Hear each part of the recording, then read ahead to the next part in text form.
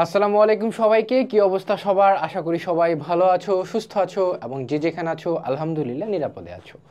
আজকে আমি তোমাদের জন্য নিয়ে চলে আসলাম হালকেনস্টাইন স্কুল টিমের পক্ষ থেকে তোমাদের বাংলাদেশ বিশ্ব পরিচয় বই বা সমাজ বইয়ের চ্যাপ্টার 3, যেখানে আমরা আলোচনা করব বাংলাদেশের সংস্কৃতি ও সমাজ সম্পর্কে। এই যে বাংলাদেশের সংস্কৃতি ও সমাজ, এর প্রত্যেকটা ধাপ কি, এর ধরন কি, এগুলা কাকে বলে, এর উপাদানসমূহ কি কি ইত্যাদি বিষয় নিয়ে আজকের এই লেকচারে, এই ক্লাসে তোমরা বিস্তারিত জানতে পারবে। এবং এই লেকচারের একদম শেষের দিকে তোমরা দেখবে এই অধ্যায়ের বেশ কিছু গুরুত্বপূর্ণ সৃজনশীল এবং এমসিকিউ। তোমাদের সাথে আছে আমি মাহমুদুল হাসান তায়েফ, পড়াশোনা করছি চট্টগ্রাম বিশ্ববিদ্যালয়ে। এবং চলো দেরি না করে শুরু করা যাক। প্রথমে দেখি কি ক্লাস আউটলাইন। প্রথমে হচ্ছে আমরা কনসেপ্ট ক্লিয়ার করব, অর্থাৎ অধ্যায়ের ভিতরে কি কি আছে সেটা আমরা দেখব। এবং একদম শেষে হচ্ছে আমরা এক্সারসাইজ সলভ করব, যেগুলোর মধ্যে হচ্ছে আমরা সিকিউ পাবো এবং হচ্ছে কি এমসিকিউ পাবো বরাবরের মতোই। ওকে, এরপর হচ্ছে শিক্ষণফল। সেই শিক্ষণফল সম্পর্কে আমরা একবার জাস্ট দেখে যাব। এই শিক্ষণফল আমাদের মনে রাখা লাগে না, মুখস্থ রাখা লাগে না, জাস্ট দেখবো, যে ওভারভিউ নিব যে এই অধ্যায়ের মধ্যে আমরা কি কি জানবো। সংস্কৃতির ধারণা ব্যাখ্যা করতে পারবে। এই ধারণা ব্যাখ্যা দ্বারা কি? এই ধারণা ব্যাখ্যা হচ্ছে বেসিক্যালি তোমার সংজ্ঞা, অর্থাৎ এই যে সংস্কৃতি যে বিষয়টা, সেই সংস্কৃতি বিষয়টা কি বা কাকে বলে। হ্যাঁ, কি বা কাকে বলে তোমাকে যদি জিজ্ঞাসা করা হয়, তাহলে ওটা কি, কোথা থেকে জানবা? এটা হচ্ছে তুমি এই অধ্যায় থেকে জানবে। এই জন্য এটা হচ্ছে শিক্ষণফলের মধ্যে আছে। সংস্কৃতির উপাদান ব্যাখ্যা করতে পারবা। সংস্কৃতির 2টা উপাদান আছে, সেই 2টা উপাদান আজকে আমরা জানবো। কি কি আমরা সেটা বিস্তারিত ভিতরে জানবো, সমস্যা নেই। সংস্কৃতির বৈশিষ্ট্য ব্যাখ্যা করতে পারবা, অর্থাৎ সংস্কৃতির মাধ্যমে কি কি হয়, সংস্কৃতির বৈশিষ্ট্যগুলো কি কি কি কি ইত্যাদি ইত্যাদি আমরা জানবো। সংস্কৃতির ধরন ব্যাখ্যা করতে পারবো। ধরন কি ভাই? সংস্কৃতি আমাদের বাংলাদেশে কীরকম, বিদেশে কীরকম, বিশ্বায়নের প্রভাবে কি কি হয়। বিশ্বায়ন তো আমরা কম বেশি সবাই জানি, আইসিটি পড়ছি না, আইসিটি আমি খাই চা, কিন্তু ওই আমি খাই চা না, এটা হচ্ছে তোমার কি আমাদের তথ্য ও যোগাযোগ প্রযুক্তি। ব্যক্তি ও গোষ্ঠী জীবনে বাংলাদেশের নিজস্ব সংস্কৃতিকে ধারণ ও লালন করতে পারবে। তাহলে বাংলাদেশের নিজস্ব সংস্কৃতির সম্পর্কেও আমরা জানতে পারবো। কোথায়? এই যে ধরন আছে সেই ধরনের মাধ্যমে। ওকে, এই ধরনের ভিতরে বাংলাদেশের নিজস্ব সংস্কৃতিও পড়ে। এই ধরনের মধ্যে বাংলাদেশের সংস্কৃতির বাইরে সারা পৃথিবীর সংস্কৃতি পড়ে, যেটা হচ্ছে আমরা বিশ্বায়নের মাধ্যমে সাধারণত নিজেদের দেশের মধ্যে অ্যাপ্লাই করি। ইত্যাদি জটিল কথা তোমাদেরকে বললাম, খুব কঠিনভাবে বললাম। এই যে এতক্ষণ যা বুঝাইছি, এতক্ষণ না বুঝলে কোনো সমস্যা নেই, কারণ এটা পরীক্ষায় আসবে না, কোথাও আসবে না, কেউ তোমাকে জিজ্ঞাসাও করবে না। ওকে, প্রথম ধারণা দেখি, সংস্কৃতির ধারণা কি, অর্থাৎ সংস্কৃতি বিষয়টা কি, সংস্কৃতি আমরা জানবো আর কি, সংস্কৃতি সম্পর্কে জানবো। হ্যাঁ, আমরা একটা ফাঁকা স্লাইড নিব। এই ফাঁকা স্লাইডের মধ্যে আমরা নিজেরা নিজেদের মতো করে দেখার চেষ্টা করব। প্রথমে আমি তোমাকে একটা কথা সবার আগে বলে দিই, আমরা যা তাই সংস্কৃতি। একটা কথা কি বললাম? আমরা যা তাই সংস্কৃতি। ভাই এইটা দ্বারা কি বুঝাইলেন? আমরা যা, তুমি এখন কি করতেছো? তুমি এখন আমার ক্লাস করতেছো। কোথায় ক্লাস করতেছো ভাই? কম্পিউটারে করতেছি ভাই, ফোনে করতেছি ভাই, হচ্ছে আমি ক্লাসটা করতেছি আমার আব্বুর ফোনে, আম্মুর ফোনে, যেখানেই করো না কেন তুমি কি করতেছো? ক্লাস করতেছো। এই যে তুমি অনলাইনে ক্লাস করতেছো সরাসরি না করে, এটাও সংস্কৃতি।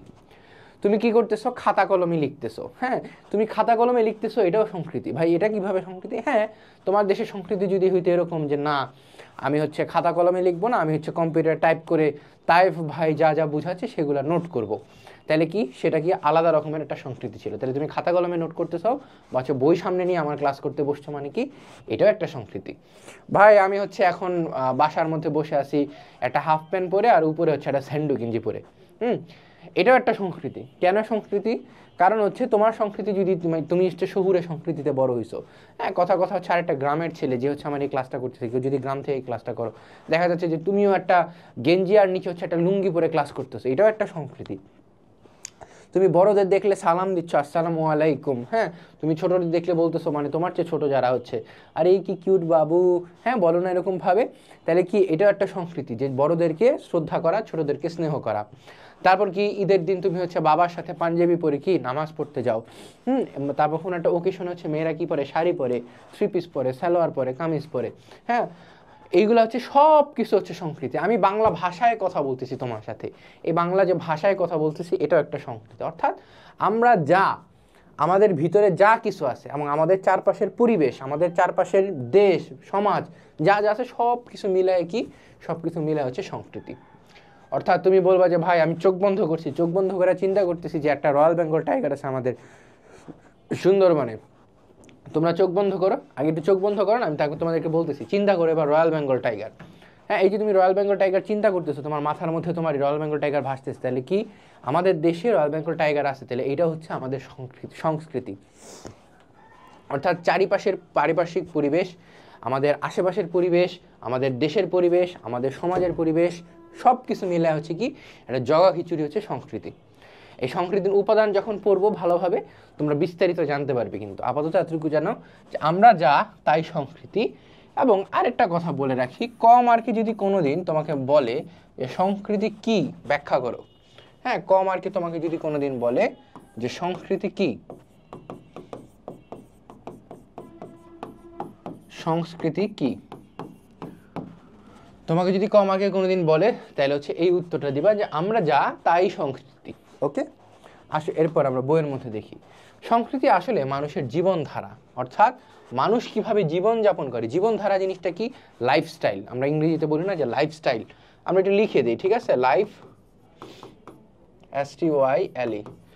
আমরা মনে করো জিন্স প্যান্ট পরতেছি, আমি হচ্ছে বসুন্ধরা মার্কেটে যাচ্ছি, আমি যমুনা ফিউচার পার্ক মার্কেটে যাচ্ছি।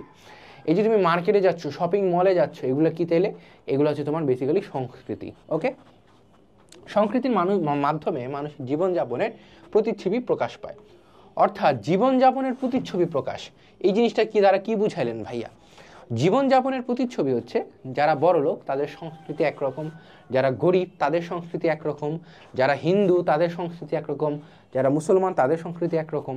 হ্যাঁ, কথার কথা আমি তোমাকে উদাহরণ দেই যে তুমি হচ্ছে মুসলমান, কথার কথা, এই যে তুমি মুসলমান হইছো, তুমি কি কুরবানির ঈদ আসলে কুরবানির মধ্যে মাংস খাও, আল্লাহর ওয়াস্তে তুমি কি বলো রোজার সময় রোজা রাখো, অনেকে হয়তো রাখো না, ছোট বয়স সমস্যা নাই।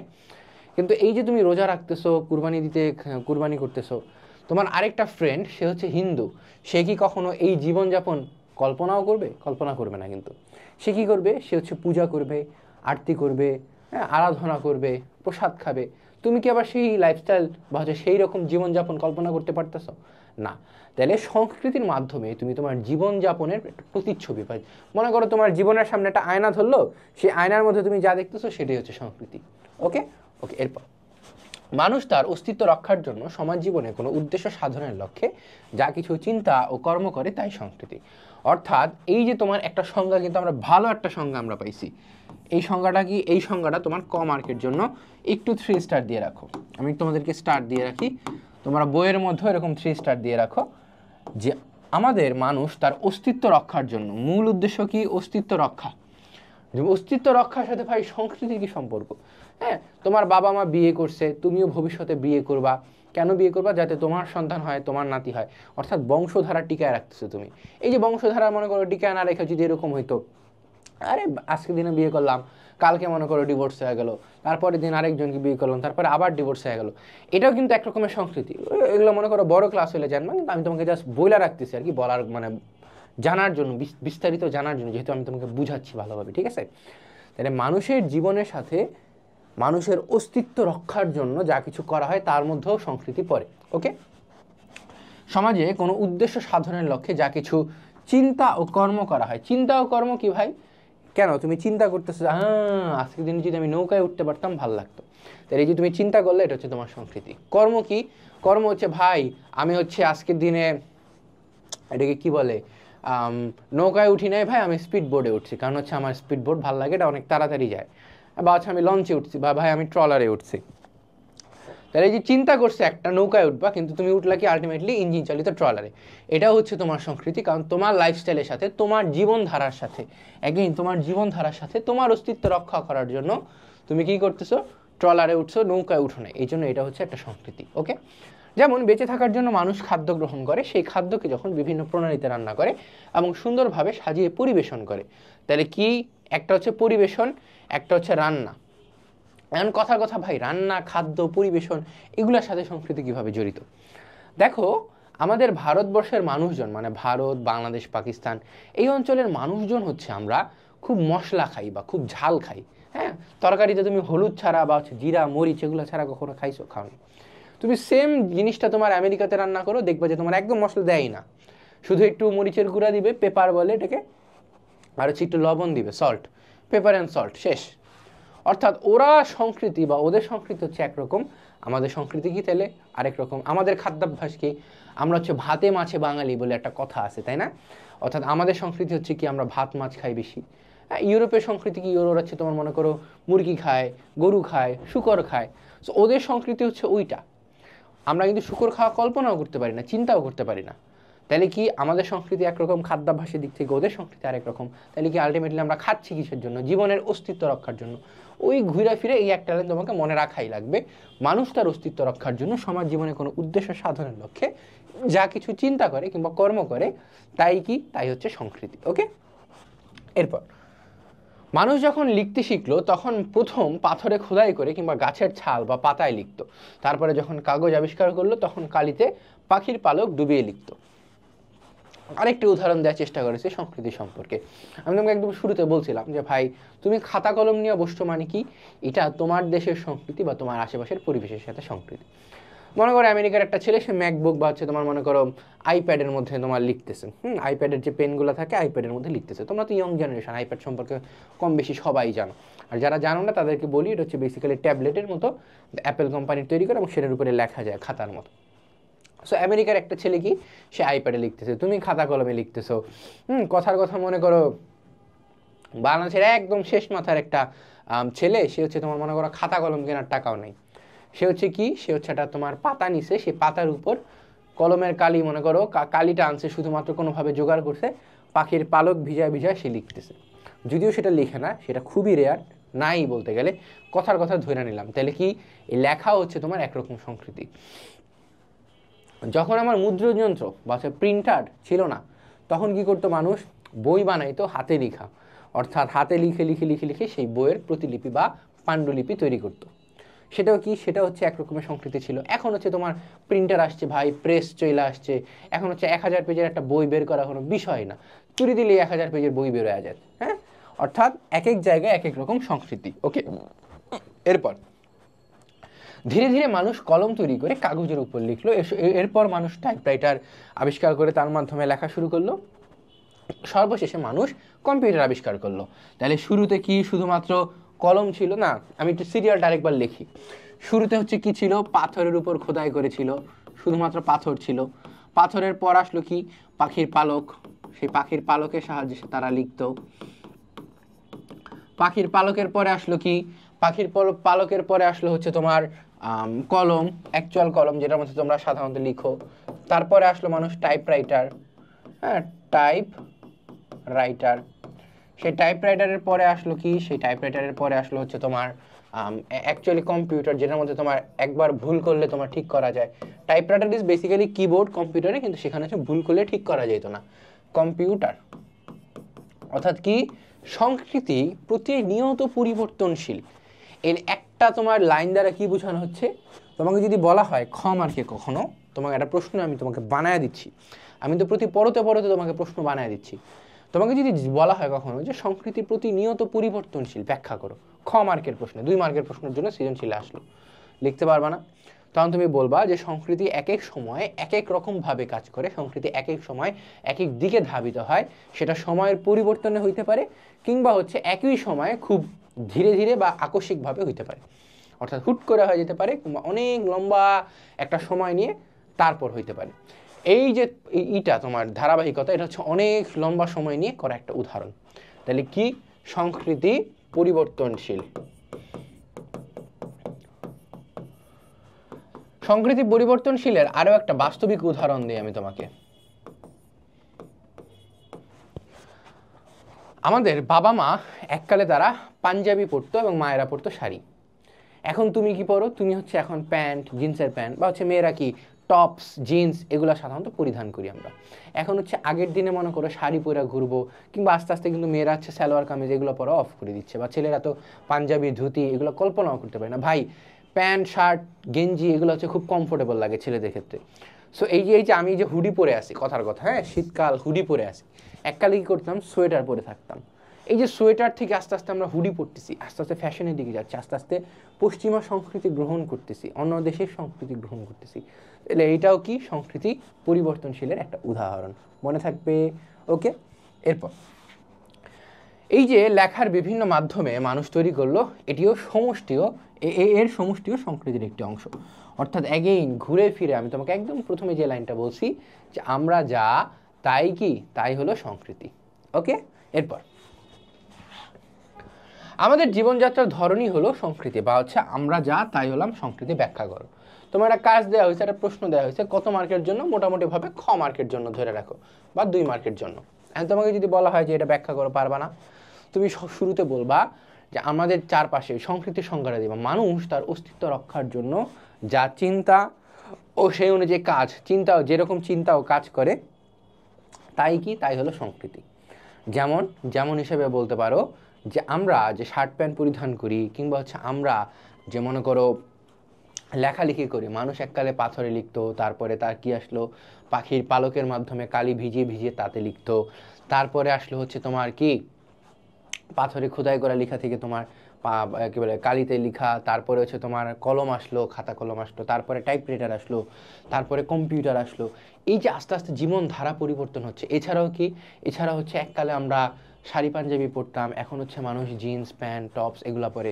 এগুলা কি তাহলে আলটিমেটলি আমাদের জীবন ধারার একটা অংশ হয়ে গেছে, এবং জীবন ধারার এই যে সংস্কৃতির ধারা, এগুলা কি আস্তে আস্তে আস্তে আস্তে আস্তে আস্তে আস্তে আস্তে একটা সংস্কৃতি হলো। ওকে, তাহলে কি আমাদের জীবনধারার ধরনই হলো, বা জীবনযাত্রার ধরনই হলো আমাদের সংস্কৃতি। তুমি আরও একটা উদাহরণ টানতে পারো যে আমরা যারা বড় লোক আছি, বা হচ্ছে যারা হচ্ছে একটু ধনী পরিবারের সময় বা মানে ছেলে পেলে, তারা কি, তারা সাধারণত কম্পিউটারে নোট করে। যারা হচ্ছে দরিদ্র পরিবারের সন্তান, তারা কি কম্পিউটারে নোট করতে পারে না, তারা হচ্ছে সাধারণত খাতা কলমে লিখে। তাহলে কি এটা আমার জীবনযাত্রার ধরনের মধ্যেই পড়ে। ওকে, এরপর হচ্ছে বাংলাদেশের সংস্কৃতির উপাদান। এতক্ষণ পর্যন্ত আমরা সংস্কৃতির ধারণা নিলাম, সংস্কৃতি কি, সংস্কৃতি কাকে বলে, সংস্কৃতির জীবনধারা নাকি সংস্কৃতি মানুষের অস্তিত্ব রক্ষার্থে সহায়তা করে না কি, অর্থাৎ সংস্কৃতি খায়, মাথায় দেয়, সংস্কৃতি নিয়ে পানিতে ভাসে না কি করে, এতক্ষণ সেটা আমরা জানলাম। এখন আমরা আসল দিকে যাচ্ছি, সংস্কৃতির উপাদানগুলো কি কি। আমরা সংস্কৃতির একটা ফাঁকা স্লাইড নেই। সংস্কৃতির 2টা উপাদান আছে। সংস্কৃতির কয়টা উপাদান আছে? 2টা। আমি মাঝখান বরাবর লিখি সংস্কৃতি, আমার সাথে সাথে বইয়ের মধ্যে একটু নোট করিও, ঠিক আছে, বা হচ্ছে তোমার খাতার মধ্যে একটু নোট করিও। সংস্কৃতির 2টা উপাদান, একটা হচ্ছে বস্তুগত, একটা হচ্ছে বস্তুগত, একটা হচ্ছে অবস্তুগত।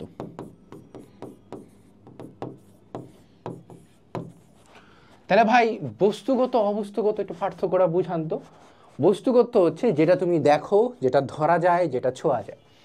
আমার হুডি, তোমার সামনে থাকা খাতা কলম আসবাবপত্র, চেয়ার টেবিল খাট, তারপর হচ্ছে বাস চলতেছে, সে বাস। হ্যাঁ ভাই, বাস কিভাবে সংস্কৃতির অংশ? হ্যাঁ, বাসও সংস্কৃতির অংশ। কারণ সেই বাস কি ভাঙা বাস হবে, হ্যাঁ, নাকি বিআরটিসির মনে করো লাল বাস হবে, নাকি হচ্ছে তোমার আমেরিকা ইউরোপের মতো মনে করো একদম হাইফাই বাস, যেগুলো মনে করো দেখলেই মনে হয় যে না এটা হচ্ছে উন্নত রাষ্ট্র। অর্থাৎ সংস্কৃতির অংশ হিসেবে বাস, লঞ্চ, ট্রলার, নৌকা, হ্যাঁ, শার্ট প্যান্ট, মাটি খাটা, তারপর হচ্ছে তোমার বিল্ডিং, যা দেখো সব হচ্ছে তোমার কি বস্তুগত, অর্থাৎ ম্যাটেরিয়াল নাউন। বস্তুগতর মধ্যে আমি একটা কথা সবসময় বলি যে ম্যাটেরিয়াল নাউন, এই ম্যাটেরিয়াল নাউনই হচ্ছে তোমার কি বেসিক্যালি এই বস্তুগত সংস্কৃতি। এখন ভাই অবস্তুগত সংস্কৃতি কি? অবস্তুগত সংস্কৃতি হচ্ছে তোমার যে নীতি আছে, তোমার যে মূল্যবোধ আছে। হ্যাঁ, আমি কিছু নোট করি। তোমার যে নীতি আছে, তোমার যে মূল্যবোধ আছে, তারপর হচ্ছে তোমার যে ধর্মীয় বিশ্বাস আছে, তোমার কি, তোমার হচ্ছে যে ধর্মীয় বিশ্বাস আছে, তারপর কি ভাই, তারপর হচ্ছে তোমার ধর্মীয় বিশ্বাসের পাশাপাশি তোমার যে ভিতরে কি বলে এটাকে বড়দের শ্রদ্ধা করা, হ্যাঁ, তারপর হচ্ছে ছোটদেরকে স্নেহ করা, ইত্যাদি ইত্যাদি যত বিষয়বস্তু আছে সব কিছু কি এই তোমার অবস্তুগত সংস্কৃতির মধ্যে পড়ে। এছাড়াও শিল্প আছে, হ্যাঁ, যে সাহিত্য আছে, শিল্প আছে, যে সাহিত্য আছে, তারপর যে সঙ্গীত আছে, সব কিছু হচ্ছে তোমার কি সঙ্গীত, এর সব কিছু হচ্ছে তোমার কি অবস্তুগত সংস্কৃতির মধ্যে পড়ে। তোমার সাহিত্যের মধ্যে তুমি নজরুল পড়তেছো, রবীন্দ্রনাথ পড়তেছো, শরৎচন্দ্র চট্টোপাধ্যায় পড়তেছো, তারপর হচ্ছে তোমার হুমায়ুন আহমেদ পড়তেছো। এগুলা কি? এগুলা হচ্ছে তোমার এই তোমার দেশের সংস্কৃতি, তোমার নিজস্ব সংস্কৃতি। তুমি কি কখনো উইলিয়াম শেক্সপিয়ারের গ্রন্থকে, বা হচ্ছে তোমার কি এই যে তোমার অন্য যে বিদেশি রাইটার আছে তাদের গ্রন্থকে কখনো বলবা যে এটা আমার সংস্কৃতি? না। তাহলে কি সাহিত্য হচ্ছে তোমার সংস্কৃতির অবস্তুগত, যেটা ধরা যায় না, ছোঁয়া যায় না। সঙ্গীত, সঙ্গীত হচ্ছে তুমি শুনতেছো, ফিল করতেছো। হ্যাঁ, রবীন্দ্রসঙ্গীত, ভাটিয়ালি সঙ্গীত, জারি সঙ্গীত, সারি সঙ্গীত ইত্যাদি তুমি ফিল করতেছো। এই যে তুমি ফিল করতেছো, এগুলো কি তাহলে অবস্তুগত, এগুলোকে ধরা যায় না, ছোঁয়া যায় না। এছাড়াও মনে করো কালচারাল ল্যাগ আছে, গ্যাপ আছে, ইত্যাদি ইত্যাদি বিশদ বিষয়বস্তু আছে এই সংস্কৃতি নিয়ে, সেগুলো নিয়ে আমরা এখানে কথা বলবো না, সেগুলো নিয়ে হচ্ছে আমরা ইন্টারমিডিয়েটে কথা বলি, অর্থাৎ এইচএসসি লেভেল আইসা। অর্থাৎ আপাতত এতটুকু জানো যে নীতি, মূল্যবোধ, ধর্মীয় বিশ্বাস, তোমার ধর্ম কি, তুমি, আমাদের বাংলাদেশ কি সাধারণত মুসলমান প্রধান রাষ্ট্র, 90% মুসলমান। ইউরোপ আমেরিকাতে যাও 90% খ্রিস্টান, খ্রিস্টান প্রধান রাষ্ট্র। ইসরায়েলে যাও ইহুদি প্রধান রাষ্ট্র। চায়নাতে যাও বৌদ্ধ প্রধান রাষ্ট্র। অর্থাৎ ধর্মীয় বিশ্বাস কি, ধর্মীয় বিশ্বাসের একটা সংস্কৃতির অংশ। ওকে, এরপর আমরা বইয়ের ভাষায় যাই। এতক্ষণ তো নিজেদের মতো করে জানলাম, নিজেদের মতো করে জানার পাশাপাশি এখন বইয়ের ভাষায় যাই, দেখি বইয়ে কি বলা হয়েছে। বাংলাদেশের সংস্কৃতির কিছু কিছু উপাদান আমরা খালি চোখে দেখতে পারি, ধরতে পারি। আবার দেশের সংস্কৃতির অনেক উপাদানই আমরা দেখতেও পারি না, ধরতেও পারি না। অর্থাৎ কিছু কিছু উপাদান আমরা দেখতে পারি, ধরতে পারি, যেগুলো ধরতে পারি, হ্যাঁ, উপাদান আমরা খালি চোখে দেখতে পারি, যেগুলো আমরা খালি চোখে দেখতে পারি, ধরতে পারি, এগুলো কি দ্বারা তাহলে কি বোঝানো হলো? এগুলো হচ্ছে আমার বস্তুগত। বস্তুগত। আবার অনেক উপাদানই আমরা দেখতে পারি না, ধরতেও পারি না, এগুলা কি আমার? এগুলো হচ্ছে আমার অবস্তুগত। ওকে, মনে থাকবে। এরপর যেমন বাংলাদেশের তৈরি, মানুষের তৈরি ঘর বাড়ি আমরা দেখতে পাই। বাংলাদেশে সাধারণত কি, এখন তো আমরা ইট বা হচ্ছে তোমার একদম পাকা বিল্ডিং যেগুলো আমরা দেখি, আগে কি ছিল? ছনের ঘর ছিল, টিনের ঘর ছিল। এগুলো কি আমাদের সংস্কৃতির অংশ, যেগুলো আমরা দেখতে পারি, ধরতে পারি, ছুঁইতে পারি, ফিল করতে পারি। ওকে, এগুলো তৈরির জ্ঞান ও কৌশল দেখা যায় না। এদিক থেকে বিবেচনা করলে বাংলাদেশের সংস্কৃতির উপাদানকেও দুই ভাগে ভাগ করা যায়। একটা হচ্ছে কি বস্তুগত বা দৃশ্যমান, আর একটা হচ্ছে অবস্তুগত বা অদৃশ্যমান, যেগুলোকে দেখা যায় না। অর্থাৎ একটা দেখা যায় এবং আরেকটা কি দেখা যায় না। ওকে, এবং এই যে বস্তুগত আছে সেগুলোর মধ্যে কি পড়ে? ঘরবাড়ি পড়ে। এগুলোর মধ্যে কি পড়ে? এগুলোর মধ্যে হচ্ছে তোমার, একটা মিনিট, এগুলোর মধ্যে হচ্ছে তোমার ঘর বাড়ি পড়ে, আসবাবপত্র পড়ে, পোশাক পরিচ্ছদ পড়ে। যে আমি বলছিলাম যে হুডি পরে আছে আমি, আসবাবপত্র কি, তোমার বাসার মধ্যে যে থালা বাসনগুলো আছে, কেউ কাঁসার প্লেটে খায়, কেউ স্টিলের প্লেটে খায়, কেউ কাচের প্লেটে খায়, কেউ মেলামাইনের মাধ্যমে খায়। অর্থাৎ এগুলো কি এক একটা বাসার, এক একটা সংস্কৃতি, এক এক রকমের জীবনধারা, এক এক রকমের কি লাইফস্টাইল। ওকে, এরপর কোন যানবাহন, কেউ প্রাইভেট কারে চলে, কেউ বাসে চলে। খাবার দাবার হচ্ছে কেউ বার্গার পছন্দ করে, কিংবা হচ্ছে কেউ পান্তা ভাত পছন্দ করে। হ্যাঁ, কারো ডিমবাজি পছন্দ, কেউ হচ্ছে মুরগি ছাড়া খায় না। অর্থাৎ খাবারও কি সংস্কৃতির মধ্যে পড়ে। চাষাবাদের উপকরণ, কেউ স্ট্রবেরি চাষ করে, কেউ হচ্ছে ড্রাগন ফ্রুট চাষ করে, কিংবা হচ্ছে কেউ চাষ করে কি ধান, চাল, হ্যাঁ, গম, ভুট্টা। তারপরে কি বইপত্র, যে বইপত্র মনে করো কেউ শেক্সপিয়ার পড়ে, কেউ হচ্ছে কি হুমায়ুন আহমেদ পড়ে। বুঝতে পারছো? ওকে, এরপর আমাদের সংস্কৃতির অবস্তুগত সংস্কৃতি কি? সামগ্রিক জ্ঞান, তোমার ভিতরে যে জ্ঞান আছে সেগুলো কি তুমি কখনো ধরতে পারো, ছুঁইতে পারো? এই অবস্তুগতকে আমি সাধারণত অ্যাবস্ট্রাক্ট নাউন বলে চিহ্নিত করি। ABS, abstract noun. অ্যাবস্ট্রাক্ট নাউনের মাধ্যমে আমি চিহ্নিত করি কি সাধারণত এই অবস্তুগত সংস্কৃতি। হ্যাঁ, লিভলিহুড, চাইল্ডহুড, মেমোরিজ, তারপর হচ্ছে তোমার মনে করো শিল্প, সাহিত্য, যেগুলোকে ধরা যায় না, ছোঁয়া যায় না, কিন্তু যেগুলোর ফিল নেওয়া যায় সবসময়। তারপরে হচ্ছে তোমার যে মনোভাব আছে, তোমার যে দৃষ্টিভঙ্গি আছে। আমার মনোভাব কি? আমার মনোভাব হচ্ছে যে আমি আমার বড়দেরকে শ্রদ্ধা করব। আমার দৃষ্টিভঙ্গি কি? আমি আমার বড়দেরকে দেখলে সালাম দিব। আরেকজনের মনোভাব কি? বড়দেরকে দেখলে হ্যান্ডশেক, এই হোয়াটসঅ্যাপ ম্যান, কি অবস্থা। অনেক আছে হ্যান্ডশেক করবে, এটা তার সংস্কৃতি, তার জীবনধারা। আমার সংস্কৃতি কি? আমি বড়দেরকে দেখলে সালাম দিব। ওকে, ধর্মীয় বিশ্বাস, আমার ধর্ম আমাকে শিখায় সালাম দিতে, আরেকজনের ধর্ম শিখায় নমস্কার দিতে। আমার ধর্ম আমাকে বলে যে তুমি 5 ওয়াক্ত নামাজ পড়ো, আরেকজনের ধর্ম আরেকজনকে শেখায় তুমি রবিবার চার্চে যাও, খ্রিস্টান ধর্মের মধ্যে। অর্থাৎ ধর্মীয় বিশ্বাস কি? যেটা দেখা যায় না, কিন্তু সেগুলো কি সংস্কৃতির অংশ। নীতিবোধ, আমার নীতি বলে যে তুমি পরীক্ষার জন্য ভালোভাবে পড়াশোনা করো, আমার নীতি বলে তুমি চিট করিও না, কিন্তু আরেকজনের নীতি বলে সে হচ্ছে টুকলি নিয়ে যায়। অর্থাৎ নীতিবোধও কি একটা সংস্কৃতির অংশ। বাই দ্য ওয়ে, সবাই হচ্ছে তোমার সলিড পরীক্ষা দিও, কোনো টুকলি মুকলির আশ্রয় নিও না কেউ, ঠিক আছে? এরপর হচ্ছে ভাষা, আমি বাংলা ভাষায় কথা বলি, কেউ ইংরেজিতে কথা বলে। সাধারণত যারা গুলশান বা হচ্ছে তোমার বনানীতে ইংলিশ মিডিয়ামে পড়ে দেখবা, হ্যাঁ, তারা হচ্ছে হে হোয়াটসঅ্যাপ পোলাপান, কি অবস্থা সবার, বা হচ্ছে how are you doing guys, ইংরেজি ছাড়া তারা কথাই বলতে পারে না, কিংবা বাংলা ইংরেজির মিশ্রণে তারা কথা বলে। তাহলে কি ভাষা হচ্ছে আমার কি অবস্তুগত সংস্কৃতি। ভাষাকে তুমি ধরতে পারো? আমি কি বললাম হ্যাঁ তায়েফ, ধরলাম, ধরা কি সম্ভব? কখনো সম্ভব না।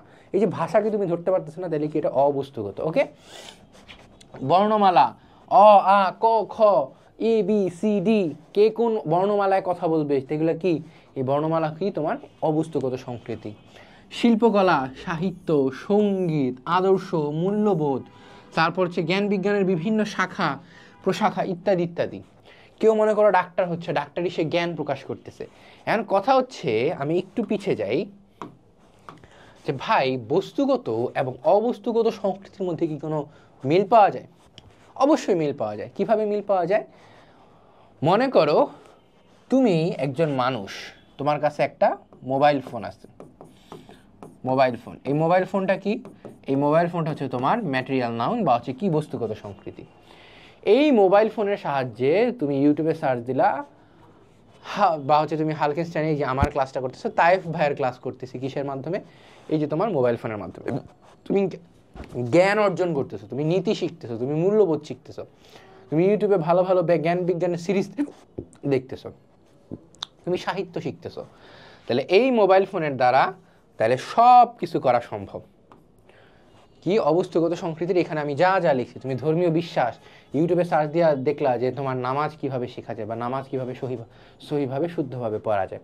তাহলে আলটিমেটলি কি অবস্তুগত সংস্কৃতি তুমি সব দেখতে পারতেছো এই এক মোবাইল ফোনের মাধ্যমে। তাহলে মোবাইল ফোনটা হচ্ছে এই ক্ষেত্রে আমার বস্তুগত সংস্কৃতি। মোবাইল ফোনের ভিতরে বা মাধ্যমে আমি যা যা করতে পারতেছি, শিখতে পারতেছি, তাইলে সেগুলা কি আমার অবস্তুগত সংস্কৃতি। আমি বইয়ের উদাহরণ দিই। বই তুমি যখন হাত দিয়ে ধরো, কথার কথা আমি একটা বই নিলাম, আমার পাশে একটা বই আছে, ইন্টারমিডিয়েটের একটা বই, অ্যাডমিশনের বই আর কি, রিডার প্লাসের একটা বই। হ্যাঁ, এই বইটা কি আমি ধরলাম যে ভাই ঠিক আছে আপনি বাড়ি দিতে পারতেছেন, তাহলে কি বাড়ি দিতে পারতেছি মানে হচ্ছে এটা আমার বস্তুগত সংস্কৃতি। তাহলে অবস্তুগত সংস্কৃতি কি? অবস্তুগত সংস্কৃতি হচ্ছে এর ভিতরে যা যা আছে।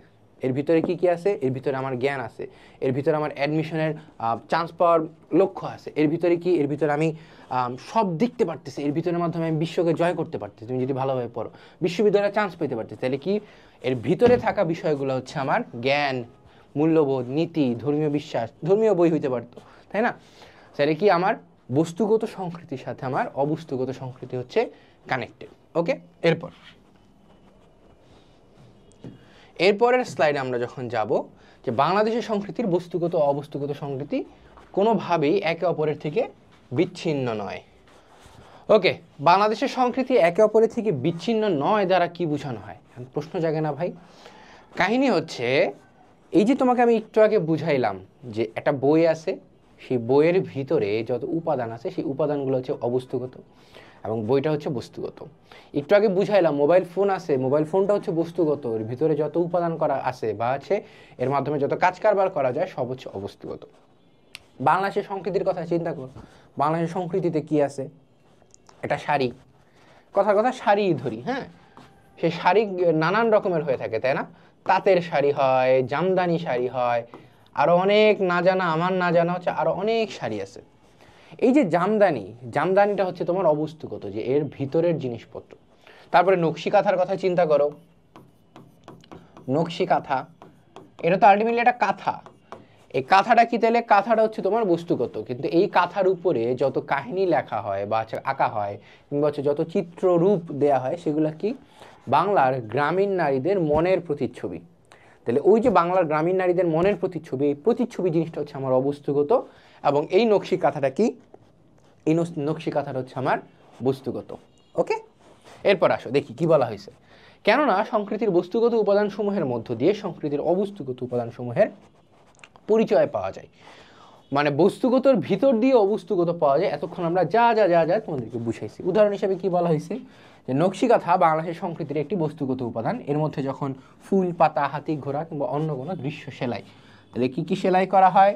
ফুল, পাতা, হাতি, ঘোড়া এবং অন্যান্য যে কোনো দৃশ্য সেলাই। এই যে দৃশ্যগুলো সেলাই করা হয় সেগুলো কি? আলটিমেটলি আমার গ্রামীণ যারা নারীরা আছে সেই গ্রামীণ নারীদের মনের প্রতিচ্ছবি। ওকে, গ্রামীণ নারীদের মনের প্রতিচ্ছবি হচ্ছে তোমার যেহেতু আমার অবস্তুগত, এবং মূল যে নকশি কাঁথা সেই নকশি কাঁথাটা যেহেতু ধরা যায়, ফিল করা যায়, তাহলে এটা কি আমার, এটা হচ্ছে আমার বস্তুগত। ওকে, এরপর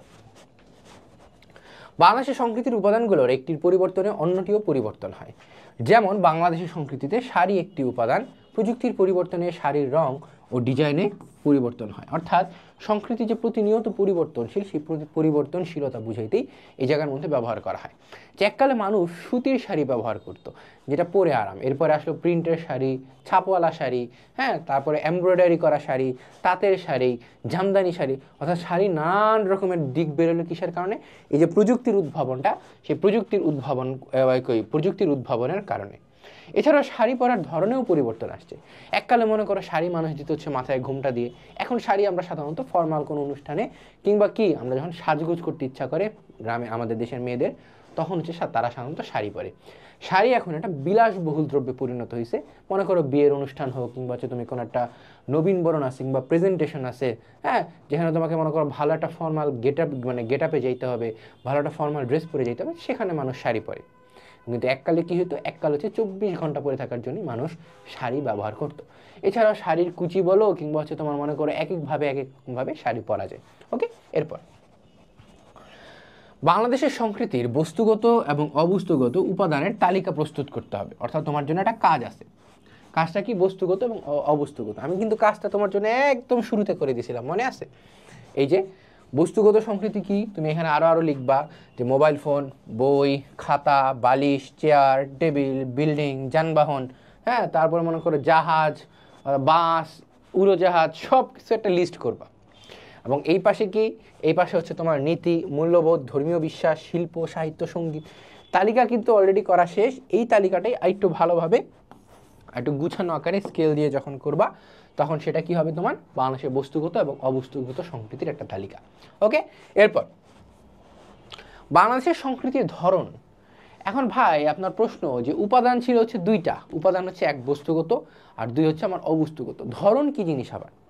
ধরন হচ্ছে আমরা যে তোমার একদম শুরুতে পড়ে আসছিলাম ধারণা, আমাদের জীবনধারা, এই জীবনধারার মধ্যে আমরা যা যা ব্যবহার করি, যে যে সেক্টরে ব্যবহার করি, সেগুলো হচ্ছে আমার ধরন। উদাহরণ দিই তাহলে খুব ভালোভাবে বুঝতে পারবো, উদাহরণ দিলে খুব ভালোভাবে বুঝতে পারবা। মনে করো খাদ্য, আমি একটা উদাহরণ দিই, একটা খাদ্য। বাংলাদেশের খাদ্যের মধ্যে মানুষজন সবচেয়ে বেশি কি পছন্দ করে? মাছ এবং ভাত। মাছটাও এখন সাধারণত ইয়ঙ্গার জেনারেশনটা বা তোমাদের জেনারেশনটা খায় কম, খুবই কম খায়। আর সাধারণত তোমার মুরগি বা হচ্ছে গরুর উপরই তোমরা চলাফেরা করো, যেটা কিন্তু কোনোভাবেই ঠিক না, কাম্য না। গুড়া মাছ যেগুলো, হ্যাঁ, পাঁচমিশালি মাছ, কাচকি মাছ, এই ছোটো ছোটো পুঁটি মাছ, হ্যাঁ, এই ছোটো ছোটো মাছগুলো খাওয়ার চেষ্টা করবা। তাহলে কি তোমার শরীরের জন্য, স্বাস্থ্যের জন্য, চোখের জন্য খুব উপকারী এগুলা। তারপরে মনে করো খাদ্য গেল, পোশাক। পোশাক যখন আসে, পোশাকের মধ্যে মনে করো শাড়ি, পোশাকের মধ্যে মনে করো পাঞ্জাবি, এই বিষয়গুলো কি, এই বিষয়গুলো হচ্ছে তোমার পোশাকের মধ্যে পড়ে। তাহলে কি, শাড়ির ধরন, যেমন পোশাকের ধরন কি, বাংলাদেশের সংস্কৃতির পোশাকের ধরন হচ্ছে শাড়ি পাঞ্জাবি। বাংলাদেশের ধরনের বা সংস্কৃতির খাদ্যের ধরন কি, খাদ্যের ধরন হচ্ছে ভাতে মাছে বাঙালি। এছাড়াও মনে করো আমি যদি সঙ্গীতের কথা চিন্তা করি, কেটে গেছে, সঙ্গীতের কথা চিন্তা করি, সঙ্গীতের কথা চিন্তা করলে আসবে তোমার হচ্ছে তোমার জারি গান, হ্যাঁ, তারপর হচ্ছে সারি গান, তারপর হচ্ছে তোমার ভাটিয়ালি গান, ভাটিয়ালি, ভাওয়াইয়া গান, ভাটিয়ালি এবং হচ্ছে ভাওয়াইয়া, ইত্যাদি ইত্যাদি গান আসবে। এগুলো কিন্তু কোনো অভাব নাই, হ্যাঁ, ইত্যাদি ইত্যাদি, সংস্কৃতির কোনো বাধা ধরা নাই। Dot dot dot dot dot dot, এই ডট দেওয়ারও নিয়ম আছে, আমি সেই নিয়ম কিন্তু ফলো করিনি, জাস্ট একটু তোমাদেরকে বলে রাখি। এক দাগ, এক ফোঁটা, দুই ফোঁটা, তিন ফোঁটা, তারপর একটু গ্যাপ, এক ফোঁটা, দুই ফোঁটা, তিন ফোঁটা, আর একটু গ্যাপ, এক ফোঁটা, দুই ফোঁটা, তিন ফোঁটা। এই গ্যাপের ডট দেওয়ারও নিয়ম আছে, জাস্ট জানায় রাখলাম, কিন্তু আমি নিজে ওইটা ফলো করি না। সাধারণত ফলো না করলেও সমস্যা হয় না, কিন্তু ফর্মাল সেক্টরে তোমাকে ফলো করাই লাগবে। ওকে, এরপরে মনে করো পেশার কথা চিন্তা করি। বাংলাদেশের সংস্কৃতিতে পেশা কি কি আছে? বাংলাদেশের সংস্কৃতিতে পেশা তুমি মনে করতে পারো যে আমার কৃষক আছে মূলত, হ্যাঁ। এছাড়া তোমার ভার্সেটাইল জিনিসপত্র হয়েছে, এখন হচ্ছে তোমার কি, এখন তোমার মনে করো ব্যাংকে চাকরিজীবী থেকে শুরু করে বিসিএস ক্যাডার ইত্যাদি ইত্যাদি তো আছেই। মূল যে আকর্ষণ বা মূল যে পেশা, সেই মূল পেশাগুলো কিন্তু এখনও সেই কৃষক কিংবা হচ্ছে যারা মৎস্য বা হচ্ছে তোমার মাছ চাষ করে বা মৎস্যজীবী, হ্যাঁ, আমরা একটু লিখি মৎস্যজীবী, জিবি বানানটা একটু খেয়াল করিও, দোনোটাই দীর্ঘিকার। ওকে, তারপর হচ্ছে যারা নৌকা চালায়, নৌকা চালক, এটা হচ্ছে বাংলাদেশের সংস্কৃতির একদম প্রধান কোর ধরনগুলা। তাহলে বাংলাদেশের সংস্কৃতির তোমার খাদ্যের ধরন কি? বাংলাদেশের সংস্কৃতির খাদ্যের ধরন হচ্ছে কি? তোমার ভাতে মাছে বাঙালি, ভাত এবং মাছ। বাংলাদেশের সংস্কৃতির পোশাকের ধরন কি? ধরন হচ্ছে তোমার শাড়ি পাঞ্জাবি। বাংলাদেশের সংস্কৃতির সঙ্গীতের ধরন কি? জারি, শাড়ি, ভাটিয়ালি, ভাওয়ালি। হ্যাঁ, তারপর বাংলাদেশের সংস্কৃতির পেশার ধরন কি? পেশার ধরন হচ্ছে তোমার কেউ রিক্সা চালায়, কেউ হচ্ছে নৌকা চালায়, কেউ কৃষক। এই বিষয়গুলো হচ্ছে প্রতিনিয়ত আবার পরিবর্তন হচ্ছে। কিভাবে পরিবর্তন হচ্ছে একটু পরে আমরা আলোচনা করব, বিস্তারিত আলোচনা করব। হ্যাঁ, আসলে দেখি আমরা বইয়ের ভাষায় পড়ি, এতক্ষণ তো আমরা এইখানে যা যা আছে নিজের মতো করে একটু জানার চেষ্টা করলাম ধরন কি, অর্থাৎ ক্লাসিফিকেশন। বেসিক্যালি ধরন ইজ ক্লাসিফিকেশন। তোমাদেরকে ইংরেজিতে বুঝাইলে তোমরা একটু ভালোভাবে বুঝবা, ক্লাসিফিকেশন। ওকে, সংস্কৃতি নির্মাণে ভৌগোলিক পরিবেশ, আবহাওয়া, উৎপাদন পদ্ধতি ইত্যাদি খুব গুরুত্বপূর্ণ ভূমিকা পালন করে। ভাই, ভৌগোলিক পরিবেশ কিভাবে গুরুত্বপূর্ণ ভূমিকা পালন করে? আমরা যে বলি ভাতে মাছে বাঙালি, যে ভাত, এই ভাতটা আসে কোত্থেকে? ধান থেকে আসে। আমার যদি ভৌগোলিক পরিবেশ এরকম থাকতো যে মনে করো এখানে 24 ঘন্টা বরফ পড়তেছে, হ্যাঁ, মনে করো কানাডার মতো, কথার কথা কানাডা হচ্ছে আমাদের পরিবেশ, এই ভৌগোলিক পরিবেশে তুমি কোনোদিন ভাত খাইতা না। সেই জায়গার মধ্যে তুমি মাংস খায়া সাধারণত মাংসাশী হইতা, তুমি মাংস খায়া বড় হইতা। আমরা যে শাকসবজি খাই, হ্যাঁ, সেই শাকসবজিও কি কানাডার মানুষজন খুব কম খায়, সেখানে কিন্তু শাকসবজি উৎপাদন করাই কষ্টকর। তাহলে কি সংস্কৃতি তাদের পরিবর্তন হয়ে যায় এই ভৌগোলিক পরিবেশের কারণে। আবহাওয়া কি? সেই আবহাওয়াই সেম। হ্যাঁ, আমরা ভৌগোলিক পরিবেশের কারণে হচ্ছে আমাদের নিচে হচ্ছে বঙ্গোপসাগর আছে, আমাদের ভিতর দিয়ে অনেক নদী যায়, সেই নদীর কারণে কি পদ্মা, মেঘনা, যমুনা, ব্রহ্মপুত্র ইত্যাদি নদী আছে। এই ইত্যাদি নদীর কারণে আমরা সেই মাছ প্রিয় হয়েছি। তুমি যদি মনে করো একটা ল্যান্ডলকড কান্ট্রিতে হয় যে চারপাশে কোনো নদী নাই, চারপাশে কোনো সাগর নাই, কথা ভুটান, এই ভুটানের মানুষ কি? ভুটানের মানুষ সাধারণত সেই শাকসবজি বা শস্য উৎপাদনের মাধ্যমে জীবিকা নির্বাহ করে। এরপরে কি উৎপাদন পদ্ধতি? আমেরিকাতে উৎপাদন করে হচ্ছে তোমার মেশিনের মাধ্যমে, তারা হচ্ছে কি শিল্প নির্ভর রাষ্ট্র। আমরা কিসের রাষ্ট্র? আমরা হচ্ছে তোমার এই যে মনে করো ভুংচুং উৎপাদন কৃষিভিত্তিক রাষ্ট্র, তারা কি শিল্প নির্ভর রাষ্ট্র, আমরা হচ্ছে কৃষিভিত্তিক রাষ্ট্র।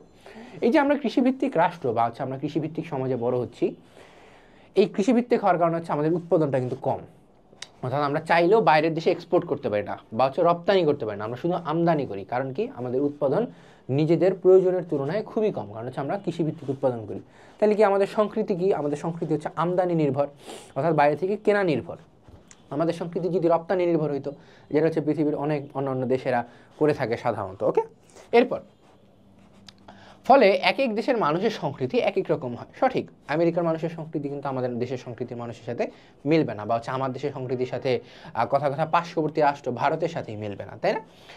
আবার একটি দেশের মধ্যেও নানান ধরনের সংস্কৃতি বিকশিত হতে পারে। একটি দেশের মধ্যে ভাই নানান ধরনের সংস্কৃতি বিকশিত হতে পারে, এই কথাটা একটু বুঝায় দেন আমাকে।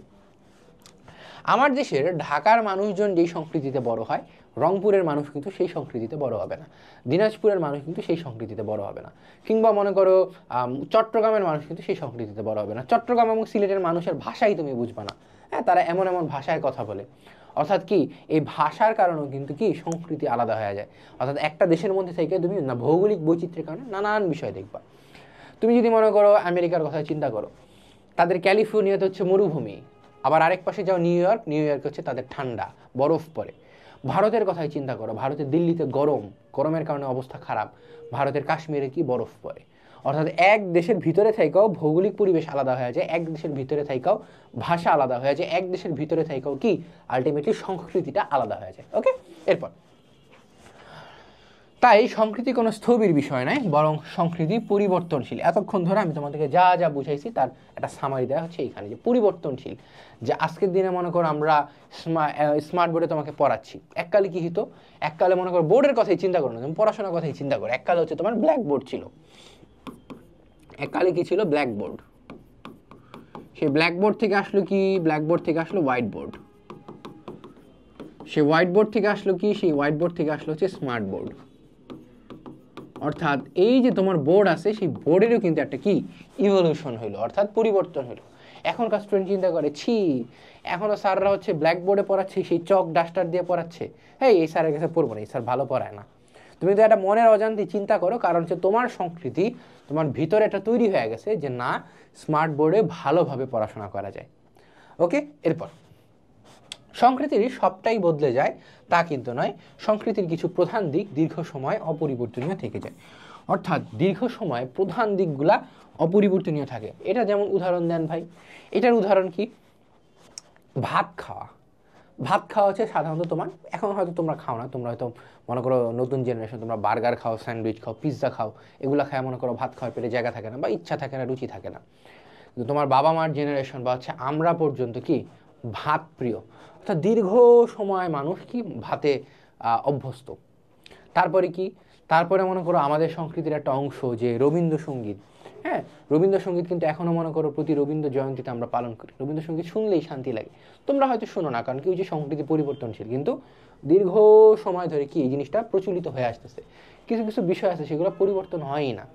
শাড়ি, পাঞ্জাবি এগুলো দেখবা কখনোই যাবে না। হ্যাঁ, এগুলো কি সংস্কৃতির একটা অংশ। তারপরে ভাষা, বাংলা ভাষার কথাই চিন্তা করো না, ভাষা কি তুমি পরিবর্তন করে ফেলতেছো? হ্যাঁ, তুমি মনে করো যারা ইংলিশ মিডিয়ামে পড়াশোনা করতেছে, সেই ইংলিশ মিডিয়ামের মানুষজন কি, সেই ইংলিশ মিডিয়ামের মানুষজন হচ্ছে তোমার একটু পশভাবে ইংরেজিতে কথা বলে, কিন্তু এই জায়গার মধ্যে কি হয়, এই জায়গার মধ্যে আমরা বাংলাদেশে থাইকা বাংলাদেশিরা কখনোই বাংলা ভাষা ভুলতে পারবো না, তাই না? ওকে, এরপর পেশা, লিঙ্গ, বয়স, স্থান, উৎপাদন পদ্ধতি, হ্যাঁ আমরা একটু দাগে, উৎপাদন পদ্ধতি, শিক্ষা, ধর্ম ইত্যাদি নানান বৈশিষ্ট্যের ভিত্তিতে এক এক দেশের অভ্যন্তরে বিভিন্ন ধরনের সংস্কৃতি চর্চা হতে পারে। যেমন যেমন হচ্ছে আমার দেশে মুসলিম প্রধান রাষ্ট্র, আমি ধর্মের কথাই উদাহরণ দিলাম, হ্যাঁ এই একটা টানলাম যে আমার দেশ হচ্ছে মুসলিম প্রধান রাষ্ট্র, এই জায়গার মধ্যে ঈদগুলা ধুমধামাকা আমরা পালন করি। তাই বলে কি এখানে পূজা পালন হয় না? এই ফেব্রুয়ারি 3 তারিখে তো মনে করো কি, ফেব্রুয়ারি 3 তারিখে সরস্বতী পূজা 2025 সালের। তারপরে মনে করো দুর্গা পূজা পালন হয়, তারপরে মনে করো বড়দিন পালন হয় 25শে ডিসেম্বর, হ্যাঁ বৌদ্ধ পূর্ণিমা, মাঘী পূর্ণিমা। তাহলে কি ধর্মের ভিত্তিতেও সংস্কৃতি একটা দেশের ভিতরে থেকেও আলাদা আলাদা। তারপরে কথার কথা যে উৎপাদন পদ্ধতি, ঢাকার মধ্যে উৎপাদন পদ্ধতি কি? শিল্প নির্ভর। তুমি যদি রংপুরে যাও বা দিনাজপুরে যাও দেখবে যে কৃষি নির্ভর, সেই জায়গায় মাইলের পর মাইল হচ্ছে তোমার মানুষজন ধান লাগায় বসে আছে, তাই না? গাজীপুরে যাও ইন্ডাস্ট্রিয়ালাইজড এরিয়া, শিল্প নির্ভর। তুমি মনে করো কথার কথা একদম চট্টগ্রামের বাঁশখালী চলে যাও বা হচ্ছে একদম ফটিকছড়ি চলে যাও, দেখবে যে মাইলের পর মাইল মানুষ কি ধান লাগাচ্ছে বা তারপর চা পাতা লাগাচ্ছে, সেগুলো কি তাহলে কৃষি নির্ভর। তাহলে একটা দেশের ভিতরে থেকে উৎপাদন পদ্ধতি আলাদা। তারপরে মনে করো পেশা, ঢাকায় থাকো তুমি, ঢাকার মধ্যে বা চট্টগ্রামের মতো বড় বড় শহরে মানুষজন হচ্ছে অফিসে যাওয়া বেশি পছন্দ করে, এখানে মানুষ চাকরি করতে বেশি পছন্দ করে। তুমি যদি মনে করো একই জায়গা হচ্ছে তোমার সিরাজগঞ্জে যাও, হ্যাঁ বা হচ্ছে তোমার মনে করো যমুনার পাড়ে যাও, দেখবে যে মানুষ এখানে নৌকা দিয়ে বেশি চলাফেরা বা নৌকা জনিত ব্যবসা অনেক বেশি। বা হচ্ছে তুমি মনে করো কথার কথা যে গেলা সিলেট, সিলেটে কি পর্যটনকে কেন্দ্র করে যে পেশাগুলো আছে সেই পেশাগুলো অনেক বেশি। এরপরে মনে করো শিক্ষা, ঢাকার মধ্যে কি মানুষ সাধারণত সবচেয়ে বেশি শিক্ষিত হয়, কারণ হচ্ছে এই জায়গার মধ্যে ভালো স্কুল আছে, ভালো কলেজ আছে। তো এই শিক্ষাও কি তুমি গ্রামে বসেও পাচ্ছ কোথায়? তুমি যদি গ্রামে বসে এই ক্লাসটা করো, গ্রামে বসেও তুমি পাচ্ছ। এবং এইভাবেই একটা দেশের ভিতরে থাইকাও সংস্কৃতি নানানভাবে পরিবর্তন হতে পারে।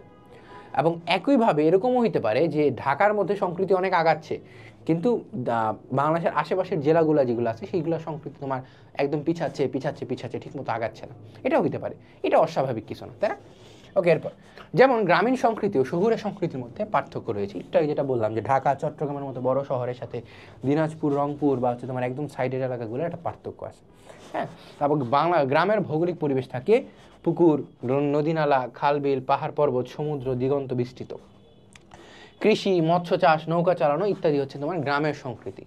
ঢাকার সংস্কৃতি কি? ঢাকার সংস্কৃতি হচ্ছে তুমি অফিসে যাবা, কর্মব্যস্ততা দেখাবা, ঢাকার মানুষজন মনে করে একজন আরেকজনের দিকে তাকানোর সময় নেই, এই জায়গা হচ্ছে সব শিল্প নির্ভর, এই জায়গার মধ্যে সব বিল্ডিং, হ্যাঁ এই জায়গার মধ্যে সব শপিং মল, রেস্টুরেন্ট। ঢাকার মধ্যে ঘোরার কোনো জায়গা নেই, ঢাকার মধ্যে তুমি ঘুরবা, হ্যাঁ মামা ঠিক আছে ক্রিমসন কাপে চল, হ্যাঁ মামা ঠিক আছে নর্থ এন্ডে চল।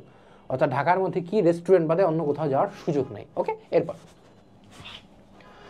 বাংলাদেশের প্রধান খাদ্য ভাত মাছ। এই যে ধরনের মতো দেখো খাদ্য চলে আসছে অলরেডি। প্রধান খাদ্য কি? এখনও ভাত মাছ, এখনও গ্রামের খাদ্যাভ্যাসের অবিচ্ছেদ্য অংশ। জারি গান, সারি গান, বাউল গান, হ্যাঁ এবার হচ্ছে সঙ্গীতের ধরন সম্পর্কে কিন্তু আলোচনা করা হচ্ছে। ভাওয়াইয়া গান, ভাটিয়ারি গান, মুর্শিদি গান, বারোমাসা গান, গম্ভীরা গান ইত্যাদি আঞ্চলিক গান। হ্যাঁ, এই যে তোমার মনে করো এই জায়গার মধ্যে বাউল সঙ্গীত, বাউল সঙ্গীত কি? বাউল সঙ্গীত হচ্ছে লালন গীতি, যেটা হ্যাঁ বাচ্চা হাসন রাজার যে গানগুলো আছে খুব সুন্দর সুন্দর গান। ভাওয়াইয়া ভাটিয়ালি গান কি? যারা হচ্ছে তোমার নৌকায় বসে যে মাঝিরা যে গানগুলো করে সেগুলো হচ্ছে ভাওয়াইয়া ভাটিয়ালি গান। জারি সারি গান, সেগুলো গ্রামের অঞ্চলের মেলাদের মধ্যে দেখতে গেলে, মানে মেলার যে হয় সেই মেলার মধ্যে তুমি পাবা। এগুলা কি আমাদের গ্রামীণ সংস্কৃতির একটা অবিচ্ছেদ্য অংশ। তোমরা কি এখন ইয়ঙ্গার জেনারেশন, তোমরা কি শুনো? তোমরা শুনো মনে করো এমিনেম, হ্যাঁ, তোমরা কথার কথা যে এড শিরান শোনো, তোমরা তারপর হচ্ছে তোমার ল্যানা ডেল রে গান শোনো, ইত্যাদি ইত্যাদি। মনে করো ইংলিশ সংগুলো তোমরা শুনতেছো, স্প্যানিশ সং শুনতেছো, কোরিয়ান সং শুনতেছো। অনেকে আছে বাংলা মুভি, বাংলা মুভি তো দেখি না। হ্যাঁ, বাংলা মুভি অবশ্য ওরকম কোয়ালিটি এখন নাই, কিন্তু তাও মনে করো বেশ কিছু মুভি আছে এখনও পর্যন্ত বাংলাদেশের যেগুলো হচ্ছে অ্যাকচুয়ালি কোয়ালিটি আছে, হ্যাঁ, সেগুলো দেখতে পারো। তারপরে মনে করো এখন হচ্ছে মানুষজন কে ড্রামা দেখে অনেক বেশি, হ্যাঁ, কে ড্রামার যে রোমান্টিক জিনিসপত্র আছে সেগুলো দেখে। তো এই বিষয়গুলো কি সংস্কৃতি প্রতিনিয়ত পরিবর্তনশীল, কিন্তু গ্রামীণ সংস্কৃতির ধরনটা কি? সংস্কৃতির ধরনে যখন তুমি খাদ্যাভ্যাসে যাবা, যে ভাত এবং মাছ, তুমি যখন সঙ্গীতে যাবা, সেই সঙ্গীত কি? সে সঙ্গীত হচ্ছে ভাটিয়ালি গান, ভাওয়াইয়া গান, জারি গান, সারি গান, বাউল গান, বারোমাসা গান, গম্ভীরা গান, ইত্যাদি ইত্যাদি। ওকে, এরপর গ্রামের মেলায় ও বিভিন্ন অনুষ্ঠানে পালা গান, যাত্রা গান, কবি গান, কীর্তন গান, মুর্শিদি গান, ইত্যাদি ইত্যাদি কি এই মেলার মধ্যে তোমার এগুলো তুমি দেখতে পাবা। কীর্তন গান কি? কীর্তন গান হচ্ছে কীর্তন সঙ্গীত, যেটা সাধারণত তোমার হিন্দু সমাজের যে অনুষ্ঠানগুলো হয় সেই জায়গার মধ্যে যে গানগুলো গাওয়া হয়। এগুলো কি গ্রামীণ সংস্কৃতির একটা অবিচ্ছেদ্য অংশ, অর্থাৎ আলটিমেটলি কি বাংলাদেশের সংস্কৃতির একটা অবিচ্ছেদ্য অংশ। ওকে, এরপর তারপর কি অন্যদিকে শহরের ভৌগোলিক সংস্কৃতির পরিবেশ, পেশা, যান্ত্রিক জীবন ইত্যাদি গড়ে তুলেছে শহরের সংস্কৃতি। যে মনে করো এই জায়গার মধ্যে যে পেশা কি? এই জায়গার মধ্যে ব্যাংকে মানুষ যায়, ব্যাংকে আসে। এই জায়গার মধ্যে পেশা কি? আমি অফিসে যাই, অফিসে আসি। এই জায়গার মধ্যে কি? আমি তোমাকে ক্লাস করাইতে আসছি, ক্লাস করায় চলে যাচ্ছি। তারপর কি যান্ত্রিক জীবন? এই জায়গার মধ্যে মনে করো মানুষের আশেপাশে তাকানোর সময় নেই। এই জায়গার মধ্যে জীবন হচ্ছে যান্ত্রিক। ঢাকা শহরের মনে করো এই ফ্ল্যাটে থেকে পাশের ফ্ল্যাটে গিয়ে থাকতেছে আমি জানি না, কিন্তু কি গ্রামের মধ্যে দেখবা যে মনে করো এই গ্রামের মানুষ ওই গ্রামের কলিমুদ্দিনের সন্তান হয়েছে সেই খবর জানে, ওই গ্রামের জসিমউদ্দিনের জ্বর হয়েছে সেটা জানে। তো গ্রামের সংস্কৃতি কি? অবিচ্ছেদ্য অংশ। তেমনইভাবে শহুরে সংস্কৃতিও বাংলাদেশের অবিচ্ছেদ্য অংশ বা ধরন, কিন্তু এই ধরনের মধ্যে দুটোর মধ্যে পার্থক্য আছে। অর্থাৎ ওই যে বললাম যে একই দেশের মধ্যে থাইকাও কি সংস্কৃতি আলাদা আলাদা আলাদা আলাদা হইতে পারে। ওকে, এরপর বাংলার চিরায়ত সংস্কৃতির পাশাপাশি এখানে প্রবেশ করেছে আধুনিক দালান কোঠা ও প্রচুর যান্ত্রিক গাড়ি। অর্থাৎ ঢাকা শহরে তুমি গ্রামেগঞ্জে কি সাধারণত তোমার ডুপ্লেক্স বাড়ি দেখবো, সর্বোচ্চ 2 তলা 3 তলা, বা হচ্ছে তোমার মনে করো বেশিরভাগ ক্ষেত্রে দেখা যায় যে কুড়ে ঘর বা হচ্ছে ছনের বেড়া, মানে বেড়া দেওয়া বাসা, বা হচ্ছে টিনের ঘর, বা হচ্ছে এককালে তো মাটির ঘরও দেখছিলাম আমি নিজে দেখছিলাম মাটির ঘর, তাই না? তো এখন কি সেগুলো দেখতে পাবে না। ঢাকা শহরে আসলে তুমি দেখবা যে আধুনিক বাসা, হ্যাঁ, এই জায়গার মধ্যে মনে করো বহুতল ভবন, একটা বিল্ডিং মনে করো 10 তলা 20 তলা তুইলা বসে রয়েছে। এই যে আমি যে স্টুডিওতে তোমার ক্লাস নিচ্ছি এই বিল্ডিংয়েরটাই হচ্ছে তোমার অলমোস্ট 12 তলা। আমি যে বাসায় থাকি, আমার বাসা যেখানে পুরান ঢাকায়, সেই বাসাটা হচ্ছে 6-7 তলা আর কি। তো এইগুলো কি আধুনিক ভবনগুলো কি ঢাকা শহরের একটা অবিচ্ছেদ্য সংস্কৃতির অংশ। তারপর হচ্ছে কি যানবাহন, গ্রামে গঞ্জে তুমি দেখবা যে ঘোড়ার গাড়ি, গরুর গাড়ি, ব্যাটারি চালিত রিক্সা, এগুলো হচ্ছে গ্রামীণ সংস্কৃতির যানবাহন। ঢাকা শহরে কি দেখবা? ঢাকা শহরে দেখবা যে বাস, এই পাশ দিয়ে বাস যাচ্ছে, এই পাশ দিয়ে বাইক যাচ্ছে, এই পাশ দিয়ে সাইকেল যাচ্ছে, এই পাশ দিয়ে রিক্সা যাচ্ছে, এই পাশ দিয়ে ব্যাটারি চালিত রিক্সা যাচ্ছে, ওই পাশ দিয়ে মনে করো আসতেছে টমটম, ওই পাশ দিয়ে আসতেছে মনে করো টেম্পু, এই পাশ দিয়ে লেগুনা, মানে করো কোনো ছেঁড়া বেড়া নাই, সিএনজি, বেবি ট্যাক্সি যা আছে সব চলতেছে। অর্থাৎ কি এই জায়গার মধ্যে যান্ত্রিকতা অনেক বেশি। ওকে, এরপর বিশ্বায়নের প্রভাব শহরে সবচেয়ে বেশি। এই লাইনটা একটু দাগাইলাম আমি, কারণ এই বিশ্বায়ন থেকে তোমার এমসিকিউ আসতে পারে বা হচ্ছে সৃজনশীলে চলে আসতে পারে। বিশ্বায়নের প্রভাব শহরে সবচেয়ে বেশি। আমরা এতক্ষণ সংস্কৃতি পড়ছি যে ভাই সংস্কৃতি হচ্ছে আমার ঢাকা শহরে এই, বা হচ্ছে আমার বড় বড় শহরে এই, আমার গ্রামের মধ্যে হচ্ছে এই। কিন্তু তোমরা কি একটি চিন্তা করছো বিশ্বায়ন বা গ্লোবালাইজেশনের কারণে দোনোটা সংস্কৃতির পরিবর্তন ঘটছে? কিভাবে? গ্রামে যে ছেলেটা আগে কোনো ভালো টিচার পাইতো না, সে কি তাইব ভাইয়ের ক্লাস করতে পারতেছে, সে হালকেনস্টাইনের ক্লাস করতে পারতেছে, সে হচ্ছে এরকম আরও অন্য প্ল্যাটফর্মের ক্লাস করতে পারতেছে, সে চাইলে এই কুরিয়ারের মাধ্যমে ভালো ভালো রাইটারদের বই নিতে পারতেছে। অর্থাৎ কি বিশ্বায়ন বা ইন্টারনেটের ব্যবহার তাকে ঢাকা শহরের ছেলেমেয়েদের একটা সমান পর্যায়ে নিয়ে আসছে। তারপর হচ্ছে মনে করো আমি বাংলাদেশে বৈশাখ একটা বই আমার লাগবে, সেই বইয়ের অ্যাক্সেস আমার কাছে নাই, আমি গুগলে সার্চের মাধ্যমে ইমিডিয়েটলি হার্ভার্ড থেকে একটা লাইব্রেরি থেকে, হার্ভার্ডের লাইব্রেরির মধ্যে থেকে একটা মনে করো পিডিএফ ওপেন করে ফেললাম। এই যে পিডিএফটা ওপেন করলাম, তাহলে কি হার্ভার্ডে থাকা ছেলেটা এবং আমার মধ্যে যে জ্ঞানের পার্থক্য, সেই জ্ঞানের পার্থক্যটা কমে আনছে। তারপরে মনে করো বিশ্বায়নের প্রভাব কি, যে এককালে যে শাড়ি পাঞ্জাবি পরতো, এখন এই যে হুডি পরতেছি, জিন্স প্যান্ট পরতেছি, হাফ প্যান্ট পরতেছি, এগুলা কি? এগুলো হচ্ছে আলটিমেটলি সেই পশ্চিমা সংস্কৃতি থেকে আসছে। এই যে একটু আগে বললাম কে ড্রামার কথা, কোরিয়ান সংস্কৃতি, সেই কোরিয়ান গান শোনা, ইংরেজি গান শোনা, হিন্দি বলিউডের গান শোনা, হ্যাঁ, বা হচ্ছে মনে করো কী বলে এটাকে ইন্ডিয়ার জামা কাপড় পরা ইত্যাদি সব কিছুই হচ্ছে তোমার বিশ্বায়নের প্রভাব। খাদ্যাভ্যাসে কি আমরা পড়ছিলাম যে ভাত মাছ হচ্ছে আমার প্রধান খাদ্য। এখনকার ছেলেপেলে হচ্ছে বার্গার, স্যান্ডউইচ, পিৎজা এগুলো খায়। এগুলো হচ্ছে আমার বিশ্বায়নের প্রভাব। অর্থাৎ সংস্কৃতি পরিবর্তন হচ্ছে, সেটা হোক পজিটিভ নেগেটিভ সেটা আমরা যাচ্ছি না, কিন্তু এই প্রভাবটা হচ্ছে সবচেয়ে বেশি কোথায়? এই প্রভাবটা সবচেয়ে বেশি শহরের মধ্যে। এটা একটু যাই না রেখো আর কি তোমাদের জন্য আর কি বললাম। এরপর একইভাবে বিভিন্ন পেশার মানুষ গড়ে তোলে সাংস্কৃতিক ধারা। অর্থাৎ বিভিন্ন পেশা কি উৎসব পার্বণে পালনে নিম্নবিত্ত, মধ্যবিত্ত আর উচ্চবিত্তের মধ্যেও পার্থক্য লক্ষ্য করা যায়। অর্থাৎ উৎসব পার্বণ পালনে এই তোমার বিভিন্ন পেশাটা আমি মুছে দিলাম, নিম্নবিত্ত, মধ্যবিত্ত আর উচ্চবিত্তের মধ্যে পার্থক্য লক্ষ্য করা যায়। যেমন কি ভাই, তাহলে কি টাকা পয়সার ভিত্তিতে সংস্কৃতি পরিবর্তন হয়? জি হ্যাঁ। কেন? যে মনে করো উচ্চবিত্ত ঘরের সন্তান, সে হচ্ছে 31st নাইটে কী করে, একটু মনে করো আতশবাজি ফুটায়, একটু বারবিকিউ করলাম, হ্যাঁ, মুরগি পোড়ায়। যে একটু মধ্যবিত্ত ঘরের সন্তান, সে হচ্ছে এসব মুরগি পোড়ানো দেখে, আতশবাজি ছাদে উঠা দেখে। যে নিম্নবিত্ত পরিবারের সন্তান, সে চিন্তা করে যে আমার তো কালকে এই নতুন বছরে জামা পরার মতো জামা নাই, নতুন জামা নাই, আমি এইসবাই দেখা কী করব। অর্থাৎ তিনজনের মন মানসিকতাই আলাদা, তিনজনের জীবনধারাই আলাদা। এই যে দেখো পোশাক, আলাদা পার্থক্য হয় কোথায়? পোশাক। যে উচ্চবিত্ত সে হচ্ছে ভালো ভালো ব্র্যান্ডের পোশাক পরে, যে মধ্যবিত্ত সে হচ্ছে তোমার নিউ মার্কেট থেকে বা হচ্ছে গুলিস্তান থেকে কিনে পরে। যে একদমই নিম্নবিত্ত সে হচ্ছে সেকেন্ড হ্যান্ড পোশাক পরে কিংবা হচ্ছে ছেঁড়া ফাটা পোশাক পরে।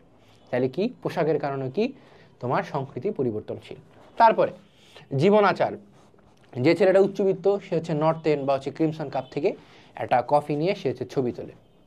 যে ছেলেটা মধ্যবিত্ত সে হচ্ছে দোকানের টঙে দাঁড়ায় চা খায়। যে ছেলেটা নিম্নবিত্ত তার কাছে চা খাওয়ারই টাকা থাকে না। ওকে, এরপর চিন্তা ভাবনার মধ্যেও পার্থক্য বা চিন্তা ভাবনার পার্থক্য একটু আগে কিন্তু এটা বলে আসছি, চিন্তা ভাবনার পার্থক্যটা কিভাবে হয়। যে ওই যে 31st নাইটের উদাহরণ কিন্তু দিলাম। তারপরে মনে করো ব্যবসা বাণিজ্য, চিন্তা ভাবনার ক্ষেত্রে আমি ব্যবসা বাণিজ্যের কথা বলি। যে উচ্চবিত্তের সন্তান সে চিন্তা করে ওই কোম্পানি আছে ভালো করতেছে, এই কোম্পানি আমি কিনে নিব, এই কোম্পানি আমার হবে, এই কোম্পানির পুরোটার ম্যানেজমেন্টে থাকবো আমি। যে মধ্যবিত্ত সে চিন্তা করে ওই কোম্পানি আছে, ওই কোম্পানি হচ্ছে কি করব আমি, ওই কোম্পানি হচ্ছে আমি চাকরি করব, ভালো একটা পজিশনে যাব। যে নিম্নবিত্ত আছে সে চিন্তা করে যে ওই কোম্পানি থেকে যদি কোনো দান খয়রাত করে তাহলে সেই দান খয়রাত আমি নিব। তিনটা চিন্তা ভাবনার মধ্যেও কিন্তু পার্থক্য আছে, তাই না? ওকে, এরপর আদিকাল থেকে বাংলা ভাষা বা বিভিন্ন ভাষাগোষ্ঠীর শব্দ ভাণ্ডারের সমন্বয়ে গড়ে উঠেছে আমাদের ভাষিক সংস্কৃতি। ভাষিক সংস্কৃতি কি? এই যে বাংলা ভাষাটা, সেই বাংলা ভাষাটা আসছে ইন্দো ইউরোপীয় ভাষা থেকে। ভাষার একটু লিখি, ইন্দো, আস্তে আস্তে কঠিন হচ্ছে তাই না? একটু মানায় নাও, দেখবো যে তোমার প্যারা হচ্ছে না, ঠিক আছে? আমি তোমাকে যখন এমসিকিউ বা সৃজনশীল সলভ করাবো তুমি দেখবে যে খুব সহজ। এতক্ষণ একটু যা পড়তেছি একটু বেখাপ্পা লাগতেছে বা হচ্ছে ছাপ খাড়া লাগতে, মানে খাপ ছাড়া লাগতেই পারে। ইন্দো ইউরোপীয়, ইন্দো ইউরোপীয় ভাষা কি? ইন্দো ইউরোপীয় ভাষা হচ্ছে একদম আদি ভাষা। এই ভাষা থেকে সংস্কৃতের জন্ম হয়েছে, এই ভাষা থেকে ইংরেজির জন্ম হয়েছে, এই ভাষা থেকে তোমার বাংলার জন্ম হয়েছে। অর্থাৎ বাংলা ভাষার মধ্যে তোমার মনে করো রুইতন, হরতন, রিক্সা, এই যে রিক্সা কথাটা বলে না, এই রিক্সা মামা যাবেন, এই রিক্সা কিন্তু আমাদের শব্দ না, এই রিক্সা কোথা থাকার শব্দ? জাপানিজ শব্দ। তারপর সালাত, নামাজ পড়তে যাবো, এই নামাজ কি আমাদের শব্দ না? বিভিন্ন ভাষা থেকে বিভিন্ন রকমভাবে তোমার এই শব্দগুলো কালেক্টেড হয়ে আমাদের ভাষার মধ্যে প্রবেশ করছে। অর্থাৎ এই যে ভাষাটা, সেই ভাষাটাও কি আমার একটা মিশ্রণ, বিভিন্ন ভাষার মিশ্রণ। আসো অস্ট্রো এশীয়, দাব্রিয় কিংবা হচ্ছে তিব্বতী, বর্মী, ইন্দো ইউরোপিয়ান ইত্যাদি, এই যে ইন্দো ইউরোপিয়ান ইত্যাদি নানা ভাষার পরিবার মিলে তৈরি হয়েছে আমাদের ভাষারীতি। পরবর্তীকালে ওলন্দাজ, পর্তুগিজ, ফরাসি, ইংরেজ ও ঔপনিবেশিক শাসকদের কাছ থেকেও কি আমরা বিভিন্ন রকমের শব্দ নিছি। ইংরেজরা যখন, এই যে মনে করো আজকের দিনে তুমি তোমার মধ্যে একটা প্রশ্ন জাগে না যে ভাই 100 mark, 100, 100, 200 mark, English first paper 100 mark, second paper 100 mark, 100, 100, 200 mark পরীক্ষা দেওয়া লাগে আমার এই ইংরেজি ভাষায়। এগুলো দরকার আছে? দরকার নাই, কিন্তু দরকার আছে আবার। এই যে তোমার শাসকরা আমাদেরকে 200 বছর শাসন করে গেছে এবং সারা পৃথিবীতেও কিন্তু তারা শাসন করে গেছে বা মোটামুটিভাবে একটা আধিপত্য বিস্তার করছে। তাহলে কি পৃথিবীর সাথে তাল মিলাতে হইলো তোমার এই ইংরেজিটা পড়া লাগতেছে। তাহলে কি তুমি না চাইতো তোমার সংস্কৃতির অংশ কি? তুমি না চাইতো তোমার সংস্কৃতির অংশ হচ্ছে ওই ইংরেজি ভাষাটা। ওকে, এরপর এই যে ইংরেজ ঔপনিবেশিক শাসকদের কাছ থেকেও আমাদের ভাষা গ্রহণ করেছে অনেক শব্দ ও অনেক রীতি। ওকে, তাহলে কি আমাদের ভাষাটাও কি, আমাদের ভাষাটা হচ্ছে অনেক শব্দ এবং অনেক রীতির সমন্বয়ে গঠিত, এবং এইটাও বলতে পারো কম বেশি একটা বিশ্বায়নের প্রভাব। যেমন অনেকের কাছে এখন মনে করো কথা কথা এই হোয়াটসঅ্যাপ, আমি যদি তোমাকে শুরুতে মনে করো আসসালামু আলাইকুম দিয়ে শুরু না করে, হে হোয়াটসঅ্যাপ পোলাপাইন কী অবস্থা, আজকে তোমাদেরকে পড়াবো হচ্ছে তোমাদের বিজিএস এর তোমার চ্যাপ্টার 3, এমনি যদি আমি ইন্ট্রো দিতে পারতাম না, কিন্তু আমি কিন্তু দেই নাই, আমি দিছি কীভাবে, আসসালামু আলাইকুম কী অবস্থা সবার। অর্থাৎ দুই রকমভাবে দুইটা সংস্কৃতির মাধ্যমে তুমি ক্লাস শুরু করতে পারো। আমি তোমাকে জাস্ট উদাহরণ দিচ্ছি, ওকে। এরপর সামগ্রিক বিচারে বাংলাদেশের সংস্কৃতি অতি প্রাচীনকাল থেকেই মানবতাবাদী। তাহলে কি বাংলাদেশের সংস্কৃতির একটা মারাত্মক বৈশিষ্ট্য কি, মারাত্মক বৈশিষ্ট্য হচ্ছে সেটা মানবতাবাদী। মানবতাবাদী কি, সেখানে হচ্ছে মানুষকে কেন্দ্র করে মূল প্রাধান্য দেওয়া হয়। এই জায়গার মধ্যে কে বড়লোক, কে গরিব, কে মধ্যবিত্ত, সেগুলো সাধারণত দেখা হয়, সেগুলোর কারণে সংস্কৃতি পরিবর্তন হয়, কিন্তু সেগুলোর প্রভাব খুবই কম, কারণ আলটিমেটলি আমরা সবাই থাকতেছি কোথায়, বাংলাদেশের মধ্যে। এই যে বাংলাদেশে থাকতেছি আমরা বিভিন্ন ধর্মের মানুষ, বিভিন্ন পেশার মানুষ, বিভিন্ন বয়সের মানুষ, বিভিন্ন লিঙ্গের মানুষ, বিভিন্ন শিক্ষাগত যোগ্যতার মানুষ, বিভিন্ন শ্রেণী পেশার মানুষ, বিভিন্ন টাকা পয়সাওয়ালা মানুষ, নানান রকম মানুষ একসাথে সুখে শান্তিতে বসবাস করতেছি, এবং এই কারণে আমরা বলতেছি বাংলাদেশের সংস্কৃতিকে মানবতাবাদী সংস্কৃতি, ওকে। এবং এই মানবতাবাদী সংস্কৃতি হওয়ার কারণে এইটা একটু 3 স্টার দিয়ে রাখো। এটা তোমার এমসিকিউতে আসতে পারে, কোথায় কোথায় আসতে পারে আমি বলে দিই, এমসিকিউতে আসতে পারে কিংবা সৃজনশীলের কম মার্কে আসতে পারে, ওকে। এরপর যা আমরা পূর্ববর্তী পাঠে জেনেছি, নানানভাবে এর প্রমাণ আমরা পাই। চৈত্র সংক্রান্তি মেলা যেমন আমাদের চিরায়ত কৃষি সংস্কৃতির পরিচায়ক, একইভাবে বিভিন্ন নৃগোষ্ঠীর উৎসব যেমন গারোদের ওয়াঙ্গালা, সাঁওতালদের সোহরাই, হ্যাঁ, তারপর হচ্ছে মনে করো আমাদের কৃষি সংস্কৃতির সমান অংশীদার। মণিপুরীদের নৃত্য, উত্তরবঙ্গের ক্ষুদ্র নৃগোষ্ঠীর ঝুমুর নৃত্য, ত্রিপুরাদের বোতল নৃত্য ইত্যাদি ইত্যাদি কি আমাদের সংস্কৃতিকে অনেক সমৃদ্ধ করেছে। অর্থাৎ এই জায়গার মধ্যে তোমার প্রত্যেকটার মধ্যে ইচ অ্যান্ড এভরি পার্টে তুমি এমসিকিউ বানাইতে পারবা, টিচার যদি চায়। কিভাবে? তোমাকে বলে দিল যে গারোদের নৃত্যের নাম কি, বা গারোদের উৎসবের সংস্কৃতির নাম কি। গারোদের সংস্কৃতির উৎসবের নাম হচ্ছে ওয়াঙ্গালা, হ্যাঁ। তারপরে হচ্ছে মনে করো উত্তরবঙ্গের যে নৃত্য আছে ক্ষুদ্র নৃগোষ্ঠীর, সেটা কি ঝুমুর নৃত্য, হ্যাঁ। তারপর মনে করো যে আমাদের যে সংস্কৃতির যে মেলা, হ্যাঁ, প্রধান উৎসব হিসেবে বা প্রধান বৈশিষ্ট্য হিসেবে যে মেলাটা আছে, সেই মেলাটার নাম কি, তখন তোমাকে বলা হবে চৈত্র সংক্রান্তির মেলা, ওকে। অর্থাৎ নানান পেশার মানুষ, নানান আদিবাসী গোষ্ঠী থেকে শুরু করে সাধারণত বাঙালি থেকে শুরু করে সবাই মিলে কি আমাদের এই বাংলাদেশ, এবং এই কারণে আমরা এটাকে বলতেছি আমাদের এই সংস্কৃতিটা হচ্ছে মানবতাবাদী সংস্কৃতি, ওকে। এরপর হচ্ছে আমাদের জাতীয় কবি কাজী নজরুল ইসলামও কুমুর তালে লিখেছেন অনেক গান। অর্থাৎ এই কুমুর তালটা কি, সেই কুমুর তালটা হচ্ছে তোমার আদিবাসী সংস্কৃতির একটা অংশ, এবং এই কুমুর তালের উপর আমাদের কাজী নজরুল ইসলামও অনেক তাল লিখেছেন। অর্থাৎ কাজী নজরুল ইসলামের মতো বাঙালি প্রিয় বা বাংলা ভাষা প্রিয় একজন মানুষও আদিবাসী সংস্কৃতিকে গ্রহণ করে নিজের মধ্যে নিয়ে এসেছেন, এবং তার যে গান বা কবিতা, সেই গানের মধ্যেও তিনি এই তালটাকে ব্যবহার করছেন। অর্থাৎ কেউই ঘুরে ফিরে বাংলা সংস্কৃতি হচ্ছে মানবতাবাদী সংস্কৃতি, ওকে। এরপর সুতরাং প্রতিনিয়ত অন্য সংস্কৃতির উপাদান গ্রহণ, বর্জন, পরিমার্জন, পরিবর্ধনের মাধ্যমে আমরা আমাদের সাংস্কৃতিক বৈচিত্র্যকে চর্চা করব এবং পরিবর্তনের মধ্য দিয়ে আমাদের সংস্কৃতিকে এগিয়ে নিয়ে যাব। অর্থাৎ নানান রকমভাবে আমরা আমাদের সংস্কৃতিকে গ্রহণ করব, কোনো কোনো ক্ষেত্রে বর্জন করব, কোনো কোনো ক্ষেত্রে পরিমার্জন করব। উদাহরণ দেন ভাই, উদাহরণ হচ্ছে ব্যাংক ব্যবস্থার কথা চিন্তা করো, যে আমার টাকা আমি আরেকজনের কাছে রাখবো, ব্যাংকে রাখবো, এটা কল্পনা করতে কষ্ট হয় না? কিন্তু আমরা এই সংস্কৃতিটা বিদেশি সংস্কৃতি থেকে খুব ভালোভাবে নিয়ে আসছি, যে না, ব্যাংকে বিশ্বাস করা যায় এবং বিশ্বাস করে ব্যাংকে আমি টাকা রাখবো। তাহলে কি আমরা এই সংস্কৃতিটা গ্রহণ করলাম। তারপরে মনে করো একটা সংস্কৃতি, কথার কথা যে পর্নোগ্রাফি, বাজে একটা উদাহরণ দিলাম, বা হচ্ছে নেশা। এই যে পর্নোগ্রাফি বা নেশা, এই সংস্কৃতিটাও কিন্তু বিদেশ থেকে আসছে, বিশ্বায়নের প্রভাবে আসছে।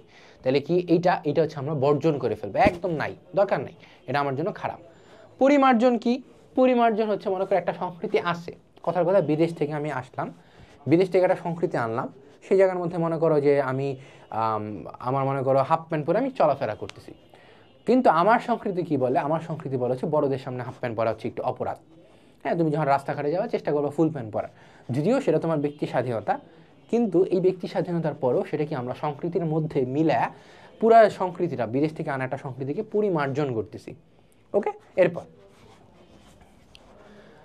দলে ভাগ হয়ে বাংলাদেশের সংস্কৃতির ধরন চিহ্নিত করো। এটা তোমাদের জন্য একটা কাজ রইল যে বাংলাদেশের সংস্কৃতি মনে করো খাদ্যাভ্যাস কি, বা হচ্ছে শহরে কীরকম সংস্কৃতি, বড়লোকের কীরকম সংস্কৃতি, গরিবের কীরকম সংস্কৃতি, বা হচ্ছে তোমার মনে করো গ্রামে কীরকম সংস্কৃতি, হ্যাঁ, তারপর পেশাজনিত কীরকম সংস্কৃতি, ব্যস্ততাজনিত কীরকম সংস্কৃতি, যান্ত্রিকতাজনিত কীরকম সংস্কৃতি, উৎপাদন ভিত্তিক কীরকম সংস্কৃতি, নানান রকমের সংস্কৃতির একটা ধরন বা চার্ট তোমরা তৈরি করবে। এটা আমি তোমাদের জন্য রেখে দিলাম। ওকে, এরপর হচ্ছে অনুশীলনের মধ্যে প্রথমে আমরা বহু নির্বাচনী বা এমসিকিউ পাবো। দেখি এমসিকিউর মধ্যে আমরা কি পাই। কোনটি বস্তুগত সংস্কৃতি? বস্তুগত সংস্কৃতি আমরা কি পড়ছিলাম? সংস্কৃতির উপাদানের একটা অংশ। সংস্কৃতির উপাদানে কিন্তু দুইটা ছিল, একটা বস্তুগত, একটা অবস্তুগত। বস্তুগত হচ্ছে যেটা ধরা যায়, যেটা দেখা যায়, যেটা একদম কি টাচেবল। আর অবস্তুগত হচ্ছে যেটা ধরা যায় না, দেখা যায় না, ফিল করা যায় না, সেগুলো হচ্ছে সব অবস্তুগত। তাহলে এই ক্ষেত্রে বস্তুগত কোনটা? এই ক্ষেত্রে বস্তুগত হচ্ছে আমার তৈজসপত্র। কারণ কি, নৃত্যকলা তুমি সাধারণত দেখতে পারো, কিন্তু হচ্ছে কি সেটা ধরা যায় না। নৃত্যকলা কি, মনে করো এই তাল এটা কি তুমি দেখতে পারো কিন্তু ফিল করতে পারো, সেটা অ্যাকচুয়ালি ধরা যায় না। তাল কি ধরা যায় না, নৃত্যকলা। আচার অনুষ্ঠান ধরা যায় না, এটা হচ্ছে অবস্তুগত সংস্কৃতির অংশ। সাহিত্য ধরা যায় না, এটা হচ্ছে আমার অবস্তুগত সংস্কৃতির অংশ। এরপর বাংলাদেশের সংস্কৃতি বৈচিত্র্যময় কারণ কি? বাংলাদেশের সংস্কৃতির বৈচিত্র্যময়তার কারণ কি? বাংলাদেশের সংস্কৃতির বৈচিত্র্যময়তার কারণ হচ্ছে ভৌগোলিক পরিবেশ, নাকি পেশার ভিন্নতা, নাকি ধর্মের ভিন্নতা? বলো তো। বাংলাদেশের সংস্কৃতি বৈচিত্র্য হওয়ার কারণ হচ্ছে তোমার ধর্মের ভিন্নতা। অবশ্যই এই দেশের মধ্যে নানান ধর্মের মানুষ আছে। এই দেশের মধ্যে হিন্দু আছে, বৌদ্ধ আছে, খ্রিস্টান আছে, হ্যাঁ। এই দেশের মধ্যে কি পেশার ভিন্নতা রয়েছে? অবশ্যই। এই দেশের মধ্যে কেউ মনে করো কামার, কেউ কুমোর, কেউ তোমার মনে করো নৌকা চালায়, কেউ রিক্সা চালায়, কেউ ব্যাংকে যায়। পেশার ভিন্নতা অবশ্যই আছে। ভৌগোলিক পরিবেশ অবশ্যই। চট্টগ্রামে গেলে কি, চট্টগ্রামে গেলে মনে করো আদিবাসীরা আছে, পাহাড় পর্বতে বসবাস করতেছে। কিংবা হচ্ছে মনে করো ঢাকা শহরে কি সমতলে মানুষ বসবাস করতেছে। অর্থাৎ আলটিমেটলি আমার তিনোটাই আমার কারেক্ট। তাহলে উত্তর হচ্ছে 1, 2 ও 3। ওকে, এরপর দৃশ্যকল্প 2 এর মাধ্যমে সংস্কৃতির কোন বিষয়টি ফুটে উঠেছে? অর্থাৎ এখানে আমরা একটা উদ্দীপক পাই, নিচের দৃশ্যকল্প দেখে 3 ও 4 নম্বর প্রশ্ন উত্তর দাও। দৃশ্যকল্প 2 কি? 2টা হচ্ছে তোমার এইটা, যে ছোটদের বড়দের সকলের, গরিবের নিঃস্বের, ফকিরের আমারই দেশ, সব মানুষের। অর্থাৎ এখানে আমরা ধনী গরিব মধ্যবিত্ত কিংবা ছোট বড় কিংবা হচ্ছে যা সব মিলেই হচ্ছে আমার দেশ, আমার এই বাংলাদেশ, যেটা হচ্ছে আমার মানবতাবাদী যে সংস্কৃতি, সেই মানবতাবাদী সংস্কৃতিকে ইঙ্গিত করে। কিন্তু আমরা কিন্তু পড়ে আসছিলাম। আসলে দেখি অপশন কি আছে। কোন সংস্কৃতি ফুটে উঠেছে? মানবতাবাদ। আমরা কিন্তু উত্তর কিন্তু বলেই দিচ্ছি, আমরা কিন্তু জানিও না যে ভিতরে কি আছে। ধর্মবিশ্বাস না। সাম্প্রদায়িকতা। এখন প্রশ্ন হইতে পারে, ভাই সাম্প্রদায়িকতা তো হইতে পারে না। সাম্প্রদায়িকতা মানে হচ্ছে শুধুমাত্র নিজের ধর্মকে বড় করে দেখা, যে মুসলমান ধর্মকে আমি বড় করে দেখতেছি, বাকি সব ধর্ম বাদ। হিন্দু ধর্মকে বড় করে দেখতেছি, বাকি সব ধর্ম বাদ। তো আমরা কি বাঙালিরা এই কাজটা কখনো করি? আমরা চেষ্টা করি যে সবাই মিলে অসাম্প্রদায়িকতা শো করার, বা হচ্ছে তোমার ধর্ম বর্ণ নির্বিশেষে সবাই একত্রে বসবাস করে। তাহলে কি সাম্প্রদায়িকতা ভুলেও না। বর্ণবাদ তো নাই। বর্ণবাদ মানে হচ্ছে কে কালো কে সাদা এর ভিত্তিতে নিজেকে সাজানো, বা হচ্ছে তোমার কি স্তরে বিন্যস্ত করা। আমার মেইন কি তাহলে মেইন উত্তর হচ্ছে মানবতাবাদ। ওকে, এরপর নিচের দৃশ্যগল্প দেখে 3 ও 4 নম্বর প্রশ্নের উত্তর দাও। ওকে, মানুষের দৃশ্যকল্প 1 ও 2 হলো। দৃশ্যকল্প 2 এর মধ্যে কি? 2 তো আমরা জেনে আসছি যে হচ্ছে তোমার সবাই মিলে কি আমাদের এই দেশ। এবং দৃশ্যকল্প 1 হচ্ছে তোমার একজন লোক মাঝি চালাচ্ছে, মানে মাঝি নৌকা চালাচ্ছে। মানুষের চিন্তার বহিঃপ্রকাশ। মানুষ চিন্তা করলো যে আচ্ছা ঠিক আছে, আজকে আমি নৌকা চালাবো। হ্যাঁ, নৌকা চালাইতেই পারে। তাহলে কি চিন্তার বহিঃপ্রকাশ? এইটা দৃশ্যকল্প 2 কি? চিন্তার বহিঃপ্রকাশ, যে আমি সবার সাথে মিলেমিশে বসবাস করব। হ্যাঁ, এইটা। তাহলে কি উত্তর 1 সবই সঠিক। একটি আরেকটির সাথে সম্পর্কযুক্ত, এটা কি আমার? এটা হচ্ছে আমার বস্তুগত সংস্কৃতি, যেটা হচ্ছে দেখা যায়, ধরা যায়, ছোঁয়া যায়। এই যে সবাই মিলেমিশে বসবাস করব, এটা কি আমার অবস্তুগত সংস্কৃতি। তুমি কি, আমরা পড়ে আসছিলাম না যে অবস্তুগত এবং বস্তুগত সংস্কৃতির সাথে একটি অপরটির সাথে মিল আছে।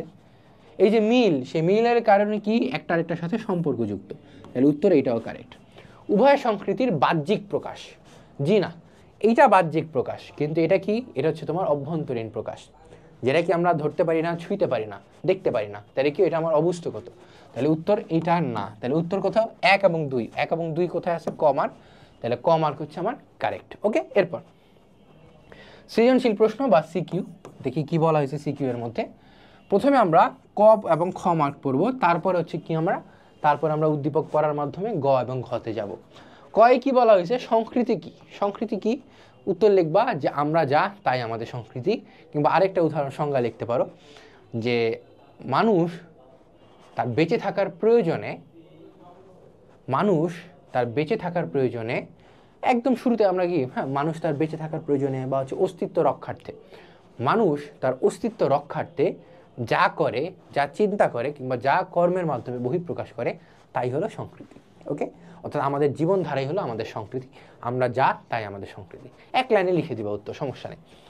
সংস্কৃতির উপাদানকে কি কি ভাগে ভাগ করা যায়? কি কি ভাগে ভাগ করা যায়? একটা হচ্ছে বস্তুগত, একটা হচ্ছে অবস্তুগত। তাহলে দুটি ভাগে ভাগ করা যায়। এই দুইটা নিয়ে দুইটার বিবরণ একটু লিখবা, দেখবা যে তোমার দুইটার বিবরণ লিখলে মার্কও শেষ। এরপর আসো উদ্দীপকটা পড়ি। উদ্দীপকের মধ্যে কি বলা হয়েছে? হাজেরা বাবার সাথে গ্রামে বেড়াতে যায়, তার ফুফুতো বোন জুলেখার পছন্দ সকালে পান্তা ভাত ও মাছ দিয়ে নাস্তা করা, ভাটিয়ালি গান শোনা। অর্থাৎ এই যে জুলেখা আছে, সেই জুলেখা কি? জুলেখা হচ্ছে আমার গ্রামীণ সংস্কৃতির বহিঃপ্রকাশ। আমরা কিন্তু জানিও না যে গমারকে কি বলা হয়েছে। নাস্তায় ভাত মাছ খেতে দিলেও হাজেরার মন খারাপ হয়, কারণ তার পছন্দ হচ্ছে বার্গার, পরোটা, মাংস। পড়াশোনা শেষে তার সময় কাটে ইন্টারনেট ব্যবহার করে। তাহলে হাজেরা ইন্টারনেট ব্যবহার করে এবং হচ্ছে কি বার্গার, পরোটা, মাংস ইত্যাদি খায়।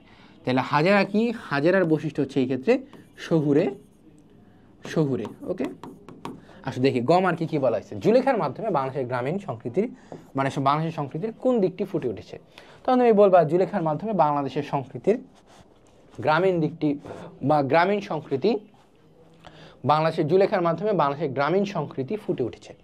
তারপরে ব্যাখ্যা করবা যে আমাদের গ্রামীণ সংস্কৃতির মধ্যে কি মানুষজন সাধারণত তোমার পান্তা ভাত কিংবা মাছ খেয়ে বড় হয়, এবং মানুষজনের মধ্যে সরলতা খুবই মানে থাকেই না বলতে গেলে, মানে সরলতা থাকে সব সময়, মানুষের মধ্যে প্যাচগোছ থাকেই না বলতে গেলে, বা সেখানকার মানুষ হচ্ছে কৃষিজীবী সাধারণত।